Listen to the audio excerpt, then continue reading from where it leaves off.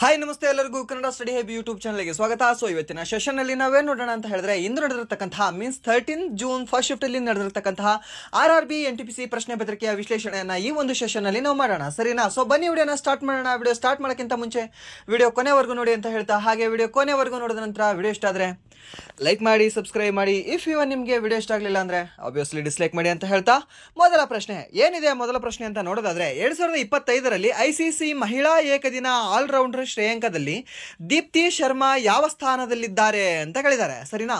So ಈ ದೀಪ್ತಿ ಶರ್ಮಾ ಅನ್ನೋರು women's cricketer ಆಗಿದ್ದಾರೆ, ನಮ್ಮ ಭಾರತೀಯ ವುಮೆನ್ ಕ್ರಿಕೆಟರ್ ಆಗಿದ್ದಾರೆ ಇವರು. ಸೊ ಇವರು ಆಲ್ರೌಂಡರ್ ಆಗಿದ್ದಾರೆ. ಸೊ ಇವರು ಎಷ್ಟನೇ ಒಂದು ಶ್ರೇಯಾಂಕದಲ್ಲಿದ್ದಾರೆ ICC ಪಟ್ಟಿಯಲ್ಲಿ ಅಂತ ಕೇಳಿದ್ದಾನೆ. ಸೊ ಮೊದಲ ಸ್ಥಾನ, ಎರಡನೇ ಸ್ಥಾನ, ಮೂರನೇ ಸ್ಥಾನ ಮತ್ತು 4ನೇ ಸ್ಥಾನ ಅಂತ ಕೊಟ್ಟಿದ್ದಾರೆ. ಸೊ ಇದಕ್ಕೆ ಸರಿಯಾದ ಉತ್ತರ ಯಾವ್ದಾಗುತ್ತೆ ಅಂದ್ರೆ 4ನೇ ಸ್ಥಾನ ಆಗುತ್ತೆ, ಸರಿನಾ? ಸೊ ಇದು ಗೊತ್ತಿರಲಿ. ಹಾಗೆ ನೆಕ್ಸ್ಟ್ ಶಿಫ್ಟ್ ಹೋಗೋರು ಏನು ಅಂದ್ರೆ, ಈ ICC ರ್ಯಾಂಕ್ ಪಟ್ಟಿ ಅಂತ ಬರುತ್ತೆ, ಸರಿನಾ? ಈ ICC ರ್ಯಾಂಕ್ ಪಟ್ಟಿಯಲ್ಲಿ ನೀವು ಏನೇನು ನೋಡ್ಕೊಂಡು ಹೋಗಬೇಕು ಅಂದ್ರೆ, ಈ T20 ಲೀಗ್, ಈ T20ಯಲ್ಲಿ ಇಂಟರ್ನ್ಯಾಷನಲ್ T20ಯಲ್ಲಿ ಮತ್ತೆ ಹಾಗೆ ಒನ್ ಡೇನಲ್ಲಿ, ಹಾಗೆ ಈ ಇನ್ನೊಂದು ಟೆಸ್ಟ್ ಅಲ್ಲಿ ಯಾರು ನಂಬರ್ 1 ಸ್ಥಾನದಲ್ಲಿದ್ದಾರೆ ಅಂತ ನೋಡ್ಕೊಂಡು ಹೋಗಿ. ಹಾಗೆ ಇನ್ನೊಂದು ಏನು ಅಂದ್ರೆ, ನಮ್ಮ ಭಾರತೀಯರು ಇವಾಗ ರೀಸೆಂಟ್ ಆಗಿ ತಿಲಕ್ ವರ್ಮಾ, ಆ ತಿಲಕ್ ವರ್ಮಾ ಅವರು 3ನೇ ಸ್ಥಾನದಲ್ಲಿ ಇದ್ದಾರೆ, ಸರಿನಾ? ಸೊ ಈ ICC ರ್ಯಾಂಕ್ T20ಯಲ್ಲಿ ಅವರು 3ನೇ ಸ್ಥಾನದಲ್ಲಿ ಇದ್ದಾರೆ. ಸೊ ಅವರನ್ನ ನೀವು ನೋಡ್ಕೊಂಡು ಹೋಗಿ. ಹಾಗೆ ಈ ಯಾರು ನಮ್ಮ ಇಂಡಿಯನ್ಸ್ ಯಾರಾದ್ರೂ ಮೊದಲ ಸ್ಥಾನದ, ಎರಡನೇ ಸ್ಥಾನದ ಇದ್ರು ಅಂದ್ರೆ, ಮೆನ್ಸ್ ಆಗಲಿ ವುಮೆನ್ಸ್ ಕ್ರಿಕೆಟ್ ಟೀಮ್ ಆಗಲಿ, ಸೊ ಅದನ್ನ ನೋಡ್ಕೊಂಡು ಹೋಗಿ. ಅದ್ರ ಬಗ್ಗೆ ಕೇಳೋ ಚಾನ್ಸಸ್ ಇರುತ್ತೆ. ಯಾಕಂದ್ರೆ ಈ ಶಿಫ್ಟ್ ಅಲ್ಲಿ ಕೇಳಿದಾನೆ ಅಂದ್ರೆ, ಈ ಒಂದು ಟಾಪಿಕ್ ತಗೊಂಡಿದ್ದಾನೆ, ಕೈಗೆ ಇಟ್ಕೊಂಡಿದ್ದಾನೆ ಅಂದ್ರೆ ಇದ್ರ ಮೇಲೆ ಪ್ರಶ್ನೆಗಳು ಕೇಳಬಹುದು ನಿಮಗೆ. ಹಾಗೆ ನೆಕ್ಸ್ಟ್ ಪ್ರಶ್ನೆ ಏನಿದೆ ಅಂದ್ರೆ, ನಾವು PDF ನಲ್ಲಿ ಪವರ್ ಪಾಯಿಂಟ್ ಅನ್ನು ಏಕೆ ಬಳಸುತ್ತೇವೆ ಅಂತ ಕೇಳಿದಾನೆ, ಸರಿನಾ? ಇವಾಗ PDF ಅನ್ನ ಯಾಕೆ ಬಳಸ್ತೀವಿ, ಪವರ್ ಪಾಯಿಂಟ್ ಅಲ್ಲ, ಅದು PDF ಅನ್ನ ಯಾಕೆ ಬಳಸ್ತೀವಿ ಅಂತ ಕೇಳಿದಾನೆ. ಸೊ ಈ PDF ಏನಾಗುತ್ತೆ ಅಂದ್ರೆ, ಒಂದು ಪೋರ್ಟೇಬಲ್ ಡಾಕ್ಯುಮೆಂಟ್ ಫೈಲ್ ಅಂತ ನಾವು ಹೇಳ್ಬೋದು ಇದನ್ನ. ಹಾಗೆ ಇದು ಸೆಕ್ಯೂರ್ ಆಗಿರುತ್ತೆ ಜಾಸ್ತಿ. ಇವಾಗ ಪವರ್ ಪಾಯಿಂಟ್ ಆಗಿರಲಿ, ನೀವು ವರ್ಡ್ ಆಗಲಿ ತಗೊಂಡ್ರೆ ಅಲ್ಲಿ ನಾವು ತಿದ್ದುಪಡಿ ಮಾಡಬಹುದು. ಬಟ್ ಈ PDF ಏನಾಗಿದೆ ಅಂದ್ರೆ, ತಿದ್ದುಪಡಿ ಮಾಡಕ್ ಬರೋದಿಲ್ಲ ಈಸಿಯಾಗಿ. ಇವಾಗೆಲ್ಲವೂ ಕೂಡ ನಿಮ್ ಕ್ರೋಮ್ ಅಲ್ಲಿ ಹೋದ್ರೆ ಬೇರೆ ಜಸ್ಟ್ ನೀವು PDF to PowerPoint, PDF to ಈ ವರ್ಡ್ ಅಂತ ಹೊಡೆದ್ರೆ ಬರುತ್ತೆ. ಬಟ್ ಏನು ಅಂದ್ರೆ, ಅದಕ್ಕಿಂತ ಸ್ವಲ್ಪ ಸೆಕ್ಯೂರ್ ಆಗಿದೆ ಅಂತ ನಾವು ಹೇಳ್ಬೋದು. ಬಟ್ ಇದಕ್ಕೆ ಸ್ವಲ್ಪ ಮೆಹನತ್ ಹಾಕ್ಬೇಕಾಗುತ್ತಲ್ವಾ, ಸೊ ಅದಕ್ಕೆ ಹೇಳ್ಬೋದೇನೋ. ಸೊ ಇದರಲ್ಲಿ ಆಪ್ಷನ್ ಯಾವ್ದಿರುತ್ತೆ, ಆ ಆಪ್ಷನ್ ನೋಡಿ ನೀವು ಹೇಳ್ಬಹುದು. ಸೊ ಇದು ಡೈರೆಕ್ಟ್ ಆಗಿ ಇದೇ ಒಂದು ಮಾಹಿತಿ ಬರುತ್ತೆ ಅಂತ ಇಲ್ಲ, ಈ ಮಾಹಿತಿ ಬಿಟ್ಟು ನಿಮ್ಗೆ ಬೇರೆ ಕೊಟ್ಟಿರ್ಬೋದು ಆಪ್ಷನ್ ಅಲ್ಲಿ. ಬಟ್ ಕ್ವಶನ್ ಏನಾಗಿದೆ ಅಂದ್ರೆ, PDF ಯಾಕೆ ಇಂಪಾರ್ಟೆಂಟ್, ಅದು ಯಾಕೆ ಬಳಸ್ತೀವಿ ಅಂತ ಕೇಳಿದಾನೆ ಅಷ್ಟೇ, ಸರಿನಾ? ಅಂಡ್ ದೆನ್ ನೆಕ್ಸ್ಟ್ ಪ್ರಶ್ನೆ ಏನಿದೆ ಅಂದ್ರೆ, ಕಂಟ್ರೋಲ್ ಪ್ಲಸ್ ಟ್ಯಾಬ್ ಅನ್ನು ಮುಖ್ಯವಾಗಿ ಯಾವುದಕ್ಕಾಗಿ ಬಳಸಲಾಗುತ್ತದೆ ಅಂತ ಕೇಳಿದಾನೆ. ಇವಾಗ ಕಂಟ್ರೋಲ್ ಪ್ಲಸ್ ಟ್ಯಾಬ್ ಅನ್ನ ಮುಖ್ಯವಾಗಿ ವೆಬ್ ಬ್ರೌಸರ್ಗಳಲ್ಲಿ ಅಥವಾ ಬಹು ಟ್ಯಾಬ್ಗಳು ಏಕಕಾಲದಲ್ಲಿ ತೆರೆದಿರುವ ಯಾವುದೇ ಸಾಫ್ಟ್ವೇರ್ ನಲ್ಲಿ ಬಳಸಲಾಗುತ್ತದೆ. ಇದರೊಂದಿಗೆ ನೀವು ಬಲಭಾಗದಲ್ಲಿರುವ ಮುಂದಿನ ಟ್ಯಾಬ್ಗೆ ತ್ವರಿತವಾಗಿ ಬದಲಾಯಿಸಬಹುದು. ಅಂದ್ರೆ ಒಂದು ಟ್ಯಾಬ್ನಿಂದ ಇನ್ನೊಂದಕ್ಕೆ ಸ್ವಿಚ್ ಆಗಲು ಈ ಕಂಟ್ರೋಲ್ ಪ್ಲಸ್ ಟ್ಯಾಬ್ ಅನ್ನು ನಾವು ಬಳಸ್ತೀವಿ.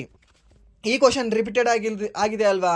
ಸೊ ಇದು ರಿಪೀಟ್ ಆಗಿದೆ, ಈ ಕ್ವಶನ್ ರಿಪೀಟ್ ಇದು, ಸರಿನಾ? ಇದು ಎರಡನೇ ಬಾರಿ ಕೇಳ್ತಾ ಇದ್ದಾನೆ ಈ ಪ್ರಶ್ನೆನ, ಎರಡನೇ ಬಾರಿ ಅಲ್ಲ, ಮೂರನೇ ಬಾರಿ ಏನೋ ಕೇಳ್ತಾ ಇದ್ದಾನೆ ಈ ಪ್ರಶ್ನೆನ, ಸರಿನಾ? ಸೊ ಅದಕ್ಕೆ ಶಾರ್ಟ್ ಕೀಗಳ ಮೇಲೆ ಸ್ವಲ್ಪ ನೋಡ್ಕೊಂಡೋಗಿ ಅದ್ರ ಮೇಲೆ ಕೇಳ್ತಾ ಇದ್ದಾನೆ.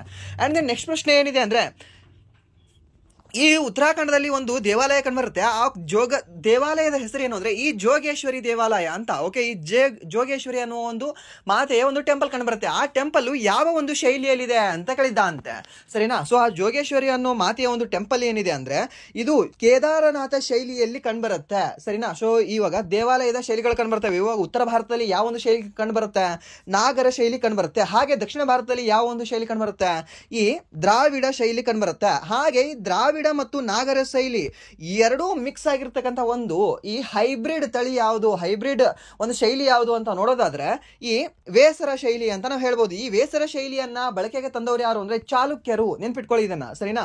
ಸೊ ಈ ನಾಗರ ಶೈಲಿಯಲ್ಲಿ ಅಂದ್ರೆ ಉತ್ತರ ಭಾರತದಲ್ಲಿ, ಇವಾಗ ನೀವು ಅಯೋಧ್ಯೆ ದೇವಾಲಯ ನೋಡಿರ್ಬೋದು. ಅಯೋಧ್ಯೆ ದೇವಾಲಯ ಯಾವ ಒಂದು ಶೈಲಿಯಲ್ಲಿ ಇದೆ ಅಂತ ನೋಡಿದ್ರೆ ಇದೇ ಒಂದು ನಾಗರ ಶೈಲಿಯಲ್ಲಿ ಕಂಡುಬರುತ್ತೆ ನಿಮಗೆ. ಹಾಗೆ ನೀವು ಬೃಹದೀಶ್ವರ ಟೆಂಪಲ್ ನೋಡಿರ್ಬೋದು. ಆ ಬೃಹದೀಶ್ವರ ಟೆಂಪಲ್ ಯಾವ ಒಂದು ಶೈಲಿಯಲ್ಲಿ ಕಂಡುಬರುತ್ತೆ ಅಂದ್ರೆ, ನಿಮಗೆ ದ್ರಾವಿಡ ಶೈಲಿಯಲ್ಲಿ ಕಂಡುಬರುತ್ತೆ. ಇದು ಗೊತ್ತಿರಲಿ ನಿಮಗೆ. ಹಾಗೆ ನೆಕ್ಸ್ಟ್ ಇದಕ್ಕೆ ಸ್ವಲ್ಪ ಮಾಹಿತಿ ಏನಿದೆ ಅಂದ್ರೆ, ಮುಖ್ಯವಾಗಿ ಕತ್ಯೂರಿ ಅನ್ನುವ ಮನೆತನದ ರಾಜರು 7ನೇ ಮತ್ತು 8ನೇ ಶತಮಾನದಲ್ಲಿ ಇದನ್ನು ನಿರ್ಮಿಸಿದ್ದಾರೆ. ಯಾವುದನ್ನ, ಈ ಜೋಗೇಶ್ವರಿ ಅನ್ನುವ ಒಂದು ಟೆಂಪಲ್ ಅನ್ನ, ಸರಿನಾ? ನಾಗಶಂಕರ ಟೆಂಪಲ್ ಯಾವ ಒಂದು ರಾಜ್ಯದಲ್ಲಿ ಕಂಡುಬರುತ್ತೆ, ಒಡಿಶಾ ರಾಜ್ಯದಲ್ಲಿ ಕಂಡುಬರುತ್ತೆ. ನೆನ್ಪಿಟ್ಕೊಳ್ಳಿ, ಒಡಿಶಾ ರಾಜ್ಯದಲ್ಲಿ ಯಾವ ಒಂದು ದೇವಾಲಯ ಕಂಡುಬರುತ್ತೆ ಅಂದ್ರೆ ನಾಗಶಂಕರ ಟೆಂಪಲ್ ಕಂಡುಬರುತ್ತೆ, ಸರಿನಾ? ಇದು ಗೊತ್ತಿರಲಿ ನಿಮಗೆ. ಹಾಗೆ ಪುರಿ ಜಗನ್ನಾಥ ಟೆಂಪಲ್ ಕಂಡುಬರುತ್ತೆ. ಹಾಗೆ ಕೊನಾರ್ಕ್ನ ಸೂರ್ಯ ಮಂದಿರ ಕಂಡುಬರುತ್ತೆ. ಎಲ್ಲಿ ಇದೆ, ಒಡಿಶಾದಲ್ಲಿ. ನೆನ್ಪಿಟ್ಕೊಳ್ಳಿ. ಯಾಕೆ ಅಂದ್ರೆ ಈ ದೇವಾಲಯದ ಮೇಲೆ ಪ್ರಶ್ನೆ ಕೇಳ್ತಾನೆ. ಇವಾಗ ಶೈಲಿ ಕೇಳಿರಬಹುದು, ಬಟ್ ನೆಕ್ಸ್ಟ್ ಶಿಫ್ಟ್ ಅಲ್ಲಿ ನಿಮಗೆ ಇದೇ ಒಂದು ದೇವಾಲಯದ ಹೆಸರು ಕೊಟ್ಟು ಯಾವ ಒಂದು ರಾಜ್ಯದಲ್ಲಿ ಇದೆ ಅಂತ ಕೇಳಬಹುದು. ಸೊ ಅವಾಗ ಏನ ಹೇಳಬೇಕು ಅಂದ್ರೆ, ಈ ಉತ್ತರಾಖಂಡ ಅಂತ ಹೇಳಬೇಕಾಗುತ್ತೆ. ಹಾಗೆ ನಂತರದ ಅವಧಿಯಲ್ಲಿ ಚಂದ್ ಆಡಳಿತಗಾರರು ಇದಕ್ಕೆ ಸಹ ಕೊಡುಗೆ ನೀಡಿದ್ದಾರೆ. ಈ ದೇವಾಲಯದ ಗುಂಪು ಗುಪ್ತ ಸಾಮ್ರಾಜ್ಯ ಮತ್ತು ಹಿಮಾಲಯನ್ ವಾಸ್ತುಶಿಲ್ಪದ ಪ್ರಭಾವಕ್ಕೆ ಅತ್ಯುತ್ತಮ ಉದಾಹರಣೆಯಾಗಿದೆ. ಯಾವುದು? ಈ ಜೋಗೇಶ್ವರಿ ಟೆಂಪಲ್ ಅನ್ನೋದು. ಹಾಗೆ ನೆಕ್ಸ್ಟ್ ಪ್ರಶ್ನೆ ಏನಿದೆ ಅಂದ್ರೆ, ಸ್ವಾಮಿತ್ವ ಯೋಜನೆಯಲ್ಲಿ ಯಾವ ತಂತ್ರವನ್ನು ಮುಖ್ಯವಾಗಿ ಬಳಸಲಾಗುತ್ತದೆ ಅಂತ ಕೇಳಿದ್ದಾನೆ. ಇವಾಗ ಸ್ವಾಮಿತ್ವ ಯೋಜನೆ ಯಾವ ಒಂದು ವರ್ಷದಲ್ಲಿ ಬಂತು, ಅದಾದಂದ್ರೆ ಈ ಸ್ವಾಮಿತ್ವ ಸ್ಕೀಮ್ ಏನು ಅನ್ನೋದನ್ನ ನಮ್ಗೆ ಗೊತ್ತಿರಬೇಕು, ಸರಿನಾ? ಸೊ ಇದರಲ್ಲಿ ಮುಖ್ಯವಾಗಿ ಬಳಸೋದೇನು ಅಂದ್ರೆ, ಡ್ರೋನ್ ತಂತ್ರಜ್ಞಾನವನ್ನ ಮುಖ್ಯವಾಗಿ ಮಾಲೀಕತ್ವ ಅಥವಾ ಸ್ವಾಮಿತ್ವ ಯೋಜನೆಯಲ್ಲಿ ಬಳಸಲಾಗುತ್ತದೆ. ಗ್ರಾಮೀಣ ಪ್ರದೇಶಗಳಲ್ಲಿನ ಆಸ್ತಿಗಳ ನಿಖರವಾದ ಸಮೀಕ್ಷೆ ಮತ್ತು ಡಿಜಿಟಲ್ ಮ್ಯಾಪಿಂಗ್ ಅನ್ನು ಡ್ರೋನ್ಗಳ ಮೂಲಕ ಮಾಡಲಾಗುತ್ತದೆ. ಇದು ಪ್ರತಿ ಮನೆ ಮತ್ತು ಭೂಮಿಯ ದಾಖಲೆಗಳನ್ನು ಸಿದ್ಧಪಡಿಸುತ್ತದೆ. ಯಾವುದು? ಸ್ವಾಮಿತ್ವ ಯೋಜನೆ ಅನ್ನೋದು. ಇವಾಗ ಸ್ವಾಮಿತ್ವ ಯೋಜನೆ ಅನ್ನೋದು ಯಾವ ಮಾಲಕಿ ಇರ್ತಾನಲ್ವಾ, ಸೊ ಭೂಮಿಯ ಒಡೆಯ, ಅವನಿಗೆ ನಿನ್ನ ಮಾಲೀಕತ್ವ ಇದು ಇದೆಯಪ್ಪ, ನಿನ್ನ ಸ್ವಾಮಿತ್ವ ಇದೆ, ನೀ ಈ ಒಂದು ಭೂಮಿಗೆ ನೀನೇ ಸ್ವಾಮಿ ಅಂತ ಅವನಿಗೆ ಒಂದು ಹಕ್ಕು ಪತ್ರಗಳನ್ನು ನೀಡೋದು. ಆ ಒಂದು ಯೋಜನೆಯನ್ನು ನಾವು ಏನಂತ ಕರಿತೀವಿ ಅಂದ್ರೆ ಸ್ವಾಮಿತ್ವ ಸ್ಕೀಮ್ ಅಂತ ಕರಿತೀವಿ. ಸೊ ಇದು ಯಾವ ಒಂದು ವರ್ಷದಲ್ಲಿ ಬಂತು ಅಂತ ನೋಡೋದಾದ್ರೆ 2020 ಲೀಗ್ ಏನಿದೆ ಅಲ್ಲ, 2020ರಲ್ಲಿ ಈ ಬಂದಿದೆ. ಯಾವುದು? ಈ ಸ್ವಾಮಿತ್ವ ಸ್ಕೀಮ್ ಅನ್ನೋದು. ನೆನ್ಪಿಟ್ಕೊಳ್ಳಿ, ಈ ಒಂದು ಕ್ವಶನ್ ಏನಿದೆ ಅಲ್ವಾ, ಇದನ್ನ BMTC ಎಕ್ಸಾಮ್ ಅಲ್ಲಿ ಕೇಳಿದಾನೆ, ನಮ್ಮ ಸ್ಟೇಟ್ ಗೌರ್ಮೆಂಟ್ ಅಲ್ಲಿ ಆದ್ರೆ, ಅದಾನಂದ್ರೆ PDO ಎಕ್ಸಾಮ್ ಅಲ್ಲಿ ಕೇಳಿದ್ದಾನೆ, ಮತ್ತೆ ಬೇರೆ ಈ PSI ಎಕ್ಸಾಮ್ ಅಲ್ಲೂ ಕೂಡ ಈ ಸ್ವಾಮಿತ್ವ ಸ್ಕೀಮ್ ಬಗ್ಗೆ ಕೇಳಿದ್ದಾನೆ. ಮತ್ತೆ ಹೋದ ವರ್ಷ ಜೂನ್ ಅಲ್ಲಿ ನಡೆದಿರ್ತಕ್ಕಂತಹ FDA ಎಕ್ಸಾಮ್ ಅಲ್ಲೂ ಕೂಡ ಇದನ್ನೇ ಪ್ರಶ್ನೆ ಕೇಳಿದ್ದಾನೆ, ಸ್ವಾಮಿತ್ವ ಸ್ಕೀಮ್ ಬಗ್ಗೆ. ಇಂಪಾರ್ಟೆಂಟ್ ಇದೆ, ನೋಡ್ಕೊಳ್ಳಿ. ಹಾಗೆ ನೆಕ್ಸ್ಟ್ ಪ್ರಶ್ನೆ ಏನಿದೆ ಅಂದ್ರೆ, ಇವಾಗ ಸ್ಟೋವ್ ಅಲ್ಲಿ ಇವಾಗ ಸ್ಟೋವ್ ಹಚ್ತೀರಾ ಅಲ್ವಾ, ಮನೆಯಲ್ಲಿ ಸ್ಟೋವ್ ಹಚ್ಚಿದಾಗ ಬೆಂಕಿ ನೀಲಿ ಬಣ್ಣದಲ್ಲಿರಲು ಕಾರಣವೇನು ಅಂತ ಕೇಳಿದಾನೆ. ಇವಾಗ ನೀವು ಬೆಂಕಿ ನೋಡಿರ್ಬೋದು, ಬೇರೆ ಬೇರೆ ಬಣ್ಣದಲ್ಲಿರುತ್ತೆ, ಹಳದಿ ಬಣ್ಣದಲ್ಲಿರುತ್ತೆ, ಕೇಸರಿ ಬಣ್ಣದಲ್ಲಿರುತ್ತೆ, ನೀಲಿ ಬಣ್ಣದಲ್ಲಿರುತ್ತೆ, ಕೆಲವೊಂದ್ಸರಿ ಬಿಳಿಯಾಗೇ ಉರಿಯುತ್ತದೆ, ಸರಿನಾ? ಕೆಲವೊಂದ್ಸರಿ ಅದು ಉರಿಯೋದೇ ಕಾಣೋದಿಲ್ಲ. ಸೊ ಅದು ನೀಲಿ ಬಣ್ಣದಲ್ಲಿರೋದು ಕಾರಣವೇನು ಅಂತ ನೋಡಿದಾಗ, ಅದು ಸಂಪೂರ್ಣ ದಹನವಾಯಿತು ಅಂತಂದ್ರೆ, ಈ LPG ಏನಿದೆ ಅಲ್ವಾ, ಅದು ಸಂಪೂರ್ಣವಾಗಿ ದಹನ ಆಯಿತು ಅಂತಂದ್ರೆ ನೀಲಿ ಜ್ವಾಲೆ ಉಂಟಾಗ್ತದೆ. ನೀಲಿ ಜ್ವಾಲೆ ಬರಬೇಕಾ ಬರಬಾರ್ದಾ ಅಂತ ನೋಡೋದಾದ್ರೆ, ನೀಲಿ ಜ್ವಾಲೆ ಬರಬೇಕು, ಇಲ್ಲ ಅಂದ್ರೆ ಕಾರ್ಬನ್ ಡೈಆಕ್ಸೈಡ್ ಜಾಸ್ತಿ ಪ್ರೊಡ್ಯೂಸ್ ಆಗ್ತದೆ. ಗೊತ್ತಿರಲಿ ಇದು, ಓಕೆ?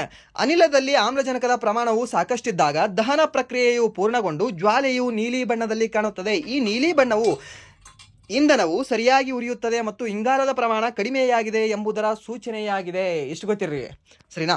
ಹಾಗೆ ನೆಕ್ಸ್ಟ್ ಪ್ರಶ್ನೆ ಏನಿದೆ ಅಂದ್ರೆ, Alt+ ಸ್ಪೇಸ್ ಬಾರ್, Alt+ ಈ ಸ್ಪೇಸ್ ಏನು ಕೊಡ್ತೀವಲ್ವಾ, ಈ ಕೀಯನ್ನು ಯಾವುದಕ್ಕಾಗಿ ಬಳಸಲಾಗುತ್ತದೆ ಅಂತ ಕೇಳಿದ್ದಾನೆ.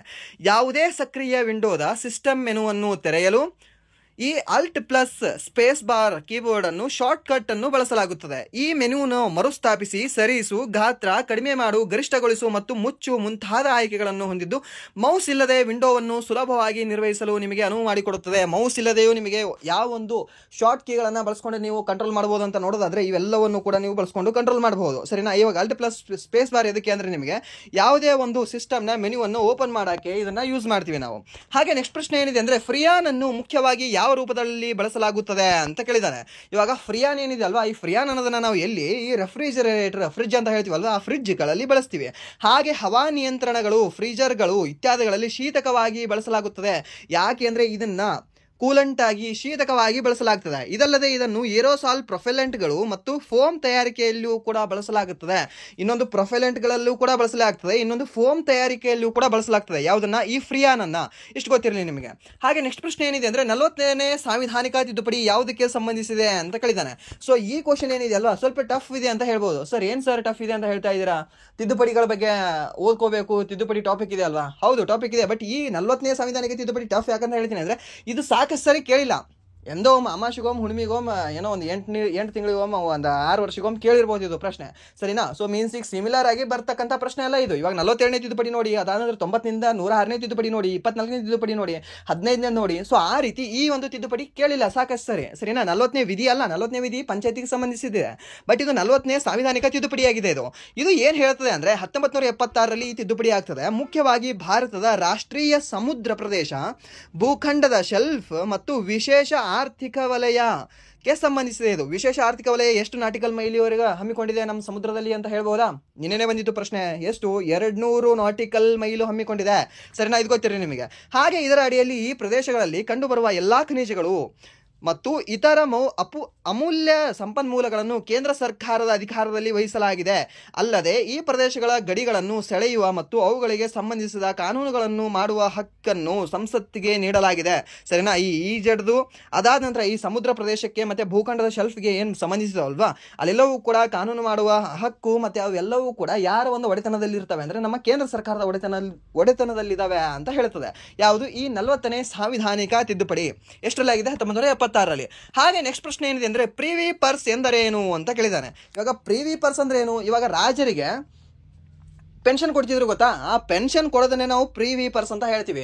ಈ ಪ್ರಿವಿ ಪರ್ಸ್ ಅನ್ನ ರದ್ದು ಮಾಡ್ತಾರೆ. ಯಾರು ರದ್ದು ಮಾಡ್ತಾರೆ? ನಮ್ಮ ಭಾರತದ ಮೊದಲ ಮಹಿಳಾ ಅಥವಾ ಏಕೈಕ ಮಹಿಳಾ ಪ್ರಧಾನಮಂತ್ರಿ ಆಗಿರ್ತಕ್ಕಂತಹ ಇಂದಿರಾ ಗಾಂಧಿ ಅವರು ರದ್ದು ಮಾಡ್ತಾರೆ. ಎಷ್ಟನೇ ತಿದ್ದುಪಡಿಯ ಮೂಲಕ? 26ನೇ ತಿದ್ದುಪಡಿಯ ಮೂಲಕ. ಸರಿನಾ?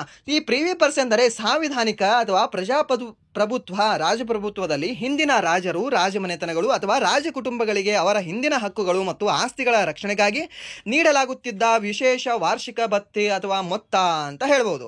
ಭಾರತದಲ್ಲಿ ಸ್ವತಂತ್ರದ ನಂತರ ರಾಜಮನೆತನದ ರಾಜ್ಯಗಳ ವಿಲೀನದ ಸಮಯದಲ್ಲಿ ಈ ವಿಶೇಷ ಭತ್ಯೆಯನ್ನು ಈ ರಾಜವಂಶಗಳಿಗೆ ಅವರ ಜೀವಿತಾವಧಿಯ ಜೀವನಕ್ಕಾಗಿ ನೀಡಲಾಯಿತು. ಇದನ್ನು ಹಿಂದಿಯಲ್ಲಿ ರಾಜಭಟ್ಟ ಅಥವಾ ಶಾಹಿ ಭಟ್ಟ ಎಂದು ಕರೆಯುತ್ತಾರೆ ಅಂತ ಹೇಳಿದ್ದಾರೆ. ಸರಿನಾ? ಸೊ ಎಷ್ಟು ಗೊತ್ತಿರಲಿ ನಿಮಗೆ. ಈ ಪ್ರಿವಿ ಪರ್ಸ್ ಅಂದ್ರೆ ಏನಲ್ಲ? ಪ್ರಿವಿ ಅಂತಂದ್ರೆ ಈ ಪ್ರಿನ್ಸಸ್ ಅಂತ ನೆನ್ಪಿಟ್ಕೊಳ್ಳಿ. ಪ್ರಿವಿ ಅಂತಂದ್ರೆ, ಸರಿನಾ? ಸೊ ಪರ್ಸ್ ಅಂದ್ರೆ ಆ ರಾಜರಿಗೆ ಕೊಡ್ತಕ್ಕಂತಹ ಒಂದು ಹಣವಾಗಿದೆ ಅಂತ ನೆನಪಿರಲಿ, ಸಾಕಷ್ಟೇ.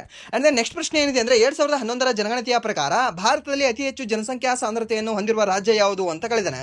ಸೊ ಅಲ್ಲಿ ದೆಹಲಿ ಇತ್ತು, ಮತ್ತೆ ಅದಾದ ನಂತರ ಈ ಬಿಹಾರ ಕೊಟ್ಟಿದ್ರು. ಅಂದ್ರೆ ನೀವು ದೆಹಲಿ ಹಾಕ್ಬೇಕಾಗುತ್ತೆ. ಜಸ್ಟ್ ನಿಮಗೆ ರಾಜ್ಯ ಅಂತ ಕೇಳಿದ್ರೆ ಓಕೆ ಬಿಹಾರ, ಬಟ್ ರಾಜ್ಯ ಮತ್ತು ಕೇಂದ್ರಾಡಳಿತ ಪ್ರದೇಶ ಕೊಟ್ಟರೆ ದೆಹಲಿ ಏನಿದೆ ಅಲ್ವಾ, ಅತಿ ಹೆಚ್ಚು ಡೆನ್ಸಿಟಿಯನ್ನು ಹೊಂದಿದೆ, ಅತಿ ಹೆಚ್ಚು ಸಾಂದ್ರತೆಯನ್ನು ಹೊಂದಿದೆ. ಯಾವುದರ ಪ್ರಕಾರ? 2011ರ ಜನಗಣತಿಯ ಪ್ರಕಾರ. ಬಟ್ ಇವಾಗ ಹೇಳಿದ್ರು ಕೂಡ ಇದೇ ದೆಹಲಿನೇ ಬರ್ತದೆ. ಸರಿನಾ? ಸೊ ಏನಾದರೂ ನಿಮಗೆ 2027ರಲ್ಲಿ ಜನಗಣತಿ ಆಯಿತು ಅಂದರೂ ಕೂಡ ಅದೇ ಸೇಮ್ ಬರ್ತದೆ. ಯಾವುದು? ಇದೇ ರಾಷ್ಟ್ರೀಯ ರಾಜಧಾನಿಯಾಗಿರ್ತಕ್ಕಂತಹ ದೆಹಲಿ ಅತಿ ಹೆಚ್ಚು ಜನಸಾಂದ್ರತೆಯನ್ನು ಹೊಂದಿದೆ. ಎಷ್ಟು ಹೊಂದಿದೆ ಅಂದರೆ 11,320 ವ್ಯಕ್ತಿಗಳ ಜನಸಾಂದ್ರತೆಯನ್ನು ಹೊಂದಿದೆ. ಎಲ್ಲಿ? ದೆಹಲಿಯಲ್ಲಿ. ನಮ್ಮ ಕರ್ನಾಟಕದ ಜನಸಾಂದ್ರತೆ ಎಷ್ಟಿದೆ? ಜಸ್ಟ್ 320 ಇದೆ ನೋಡಿ. ಸರಿನಾ? ಸೊ ಅಲ್ಲಿ 11,320 ಆದರೆ ನಮ್ಮ ಕರ್ನಾಟಕದ ಜನಸಾಂದ್ರತೆ ಎಷ್ಟಿದೆ ಅಂದರೆ ಜಸ್ಟ್ 320. ನೆನಪಿರಲಿ. ಹಾಗೆ ನೆಕ್ಸ್ಟ್ ಪ್ರಶ್ನೆ ಏನಿದೆ ಅಂದ್ರೆ ಥಾರ್ ಮರುಭೂಮಿಗೆ ಯಾವ ಕಾಲುವೆಯಿಂದ ನೀರು ಬರುತ್ತದೆ ಅಂತ ಕೇಳಿದಾನೆ. ಸರ್, ಯಾವ ಕಾಲುವೆಯಿಂದ ಥಾರ್ ಮರುಭೂಮಿ ನೀರು ತಗೊಂಡು ಏನ್ ಮಾಡ್ತದೆ ಸರ್? ಸರ್ ಅಲ್ಲಿ ಜನಗಳಿದ್ದಾರೆ ಸರ್. ಥಾರ್ ಮರುಭೂಮಿ ಅಂದ್ರೆ ಕಂಪ್ಲೀಟ್ ಆಗಿ ಎಲ್ಲವೂ ಕೂಡ ಮರುಭೂಮಿಯೇ ಆಗಿಲ್ಲ. ಸರಿನಾ? ಇವಾಗ ಈ ರಾಜಸ್ಥಾನ ಪ್ರದೇಶ ನೀವು ಈ ಭಾಗ ತಗೊಂಡ್ರೆ ಈ ಭಾಗ ಇಷ್ಟೇ ಮರುಭೂಮಿಯಾಗಿದೆ. ಸರಿನಾ? ಸೊ ಇಲ್ಲೆಲ್ಲವೂ ಕೂಡ ನಿಮಗೆ ಮನೆಗಳು ಕಂಡುಬರ್ತವೆ, ಇಲ್ಲೆಲ್ಲವೂ ಕೂಡ ನಿಮಗೆ ಗ್ರಾಮಗಳು, ಊರುಗಳೆಲ್ಲವೂ ಕೂಡ ಕಂಡುಬರ್ತವೆ. ಬಟ್ ಇಲ್ಲಿ ಒಂದು ಕಾಲುವೆ ಹರಿದು ಹೋಗ್ತದೆ. ಆ ಕಾಲುವೆ ಯಾವುದು? ನಮ್ಮ ಭಾರತ ದೇಶದ ಅತ್ಯಂತ ಉದ್ದವಾದ ಕಾಲುವೆ ಯಾವುದು? ಆ ಕಾಲುವೆಯಿಂದ ಈ ಥಾರ್ ಮರುಭೂಮಿಗೆ ಅಥವಾ ಈ ರಾಜಸ್ಥಾನಕ್ಕೆ ನೀರು ಪ್ರೊವೈಡ್ ಆಗ್ತದೆ. ಆ ಒಂದು ಕಾಲುವೆ ಹೆಸರೇನು ಅಂತ ಕೇಳೋದಾದ್ರೆ ಇದೇ ಇಂದಿರಾ ಗಾಂಧಿ ಅವರ ಹೆಸರಿನಿಂದ ಆ ಕಾಲುವೆ ಸೃಷ್ಟಿಯಾಗಿದೆ. ಸರಿನಾ? ಅದನ್ನ ಏನಂತ ಕರಿತೀವಿ? ಇಂದಿರಾ ಗಾಂಧಿ ಕಾಲುವೆ ಅಂತ ಕರಿತೀವಿ.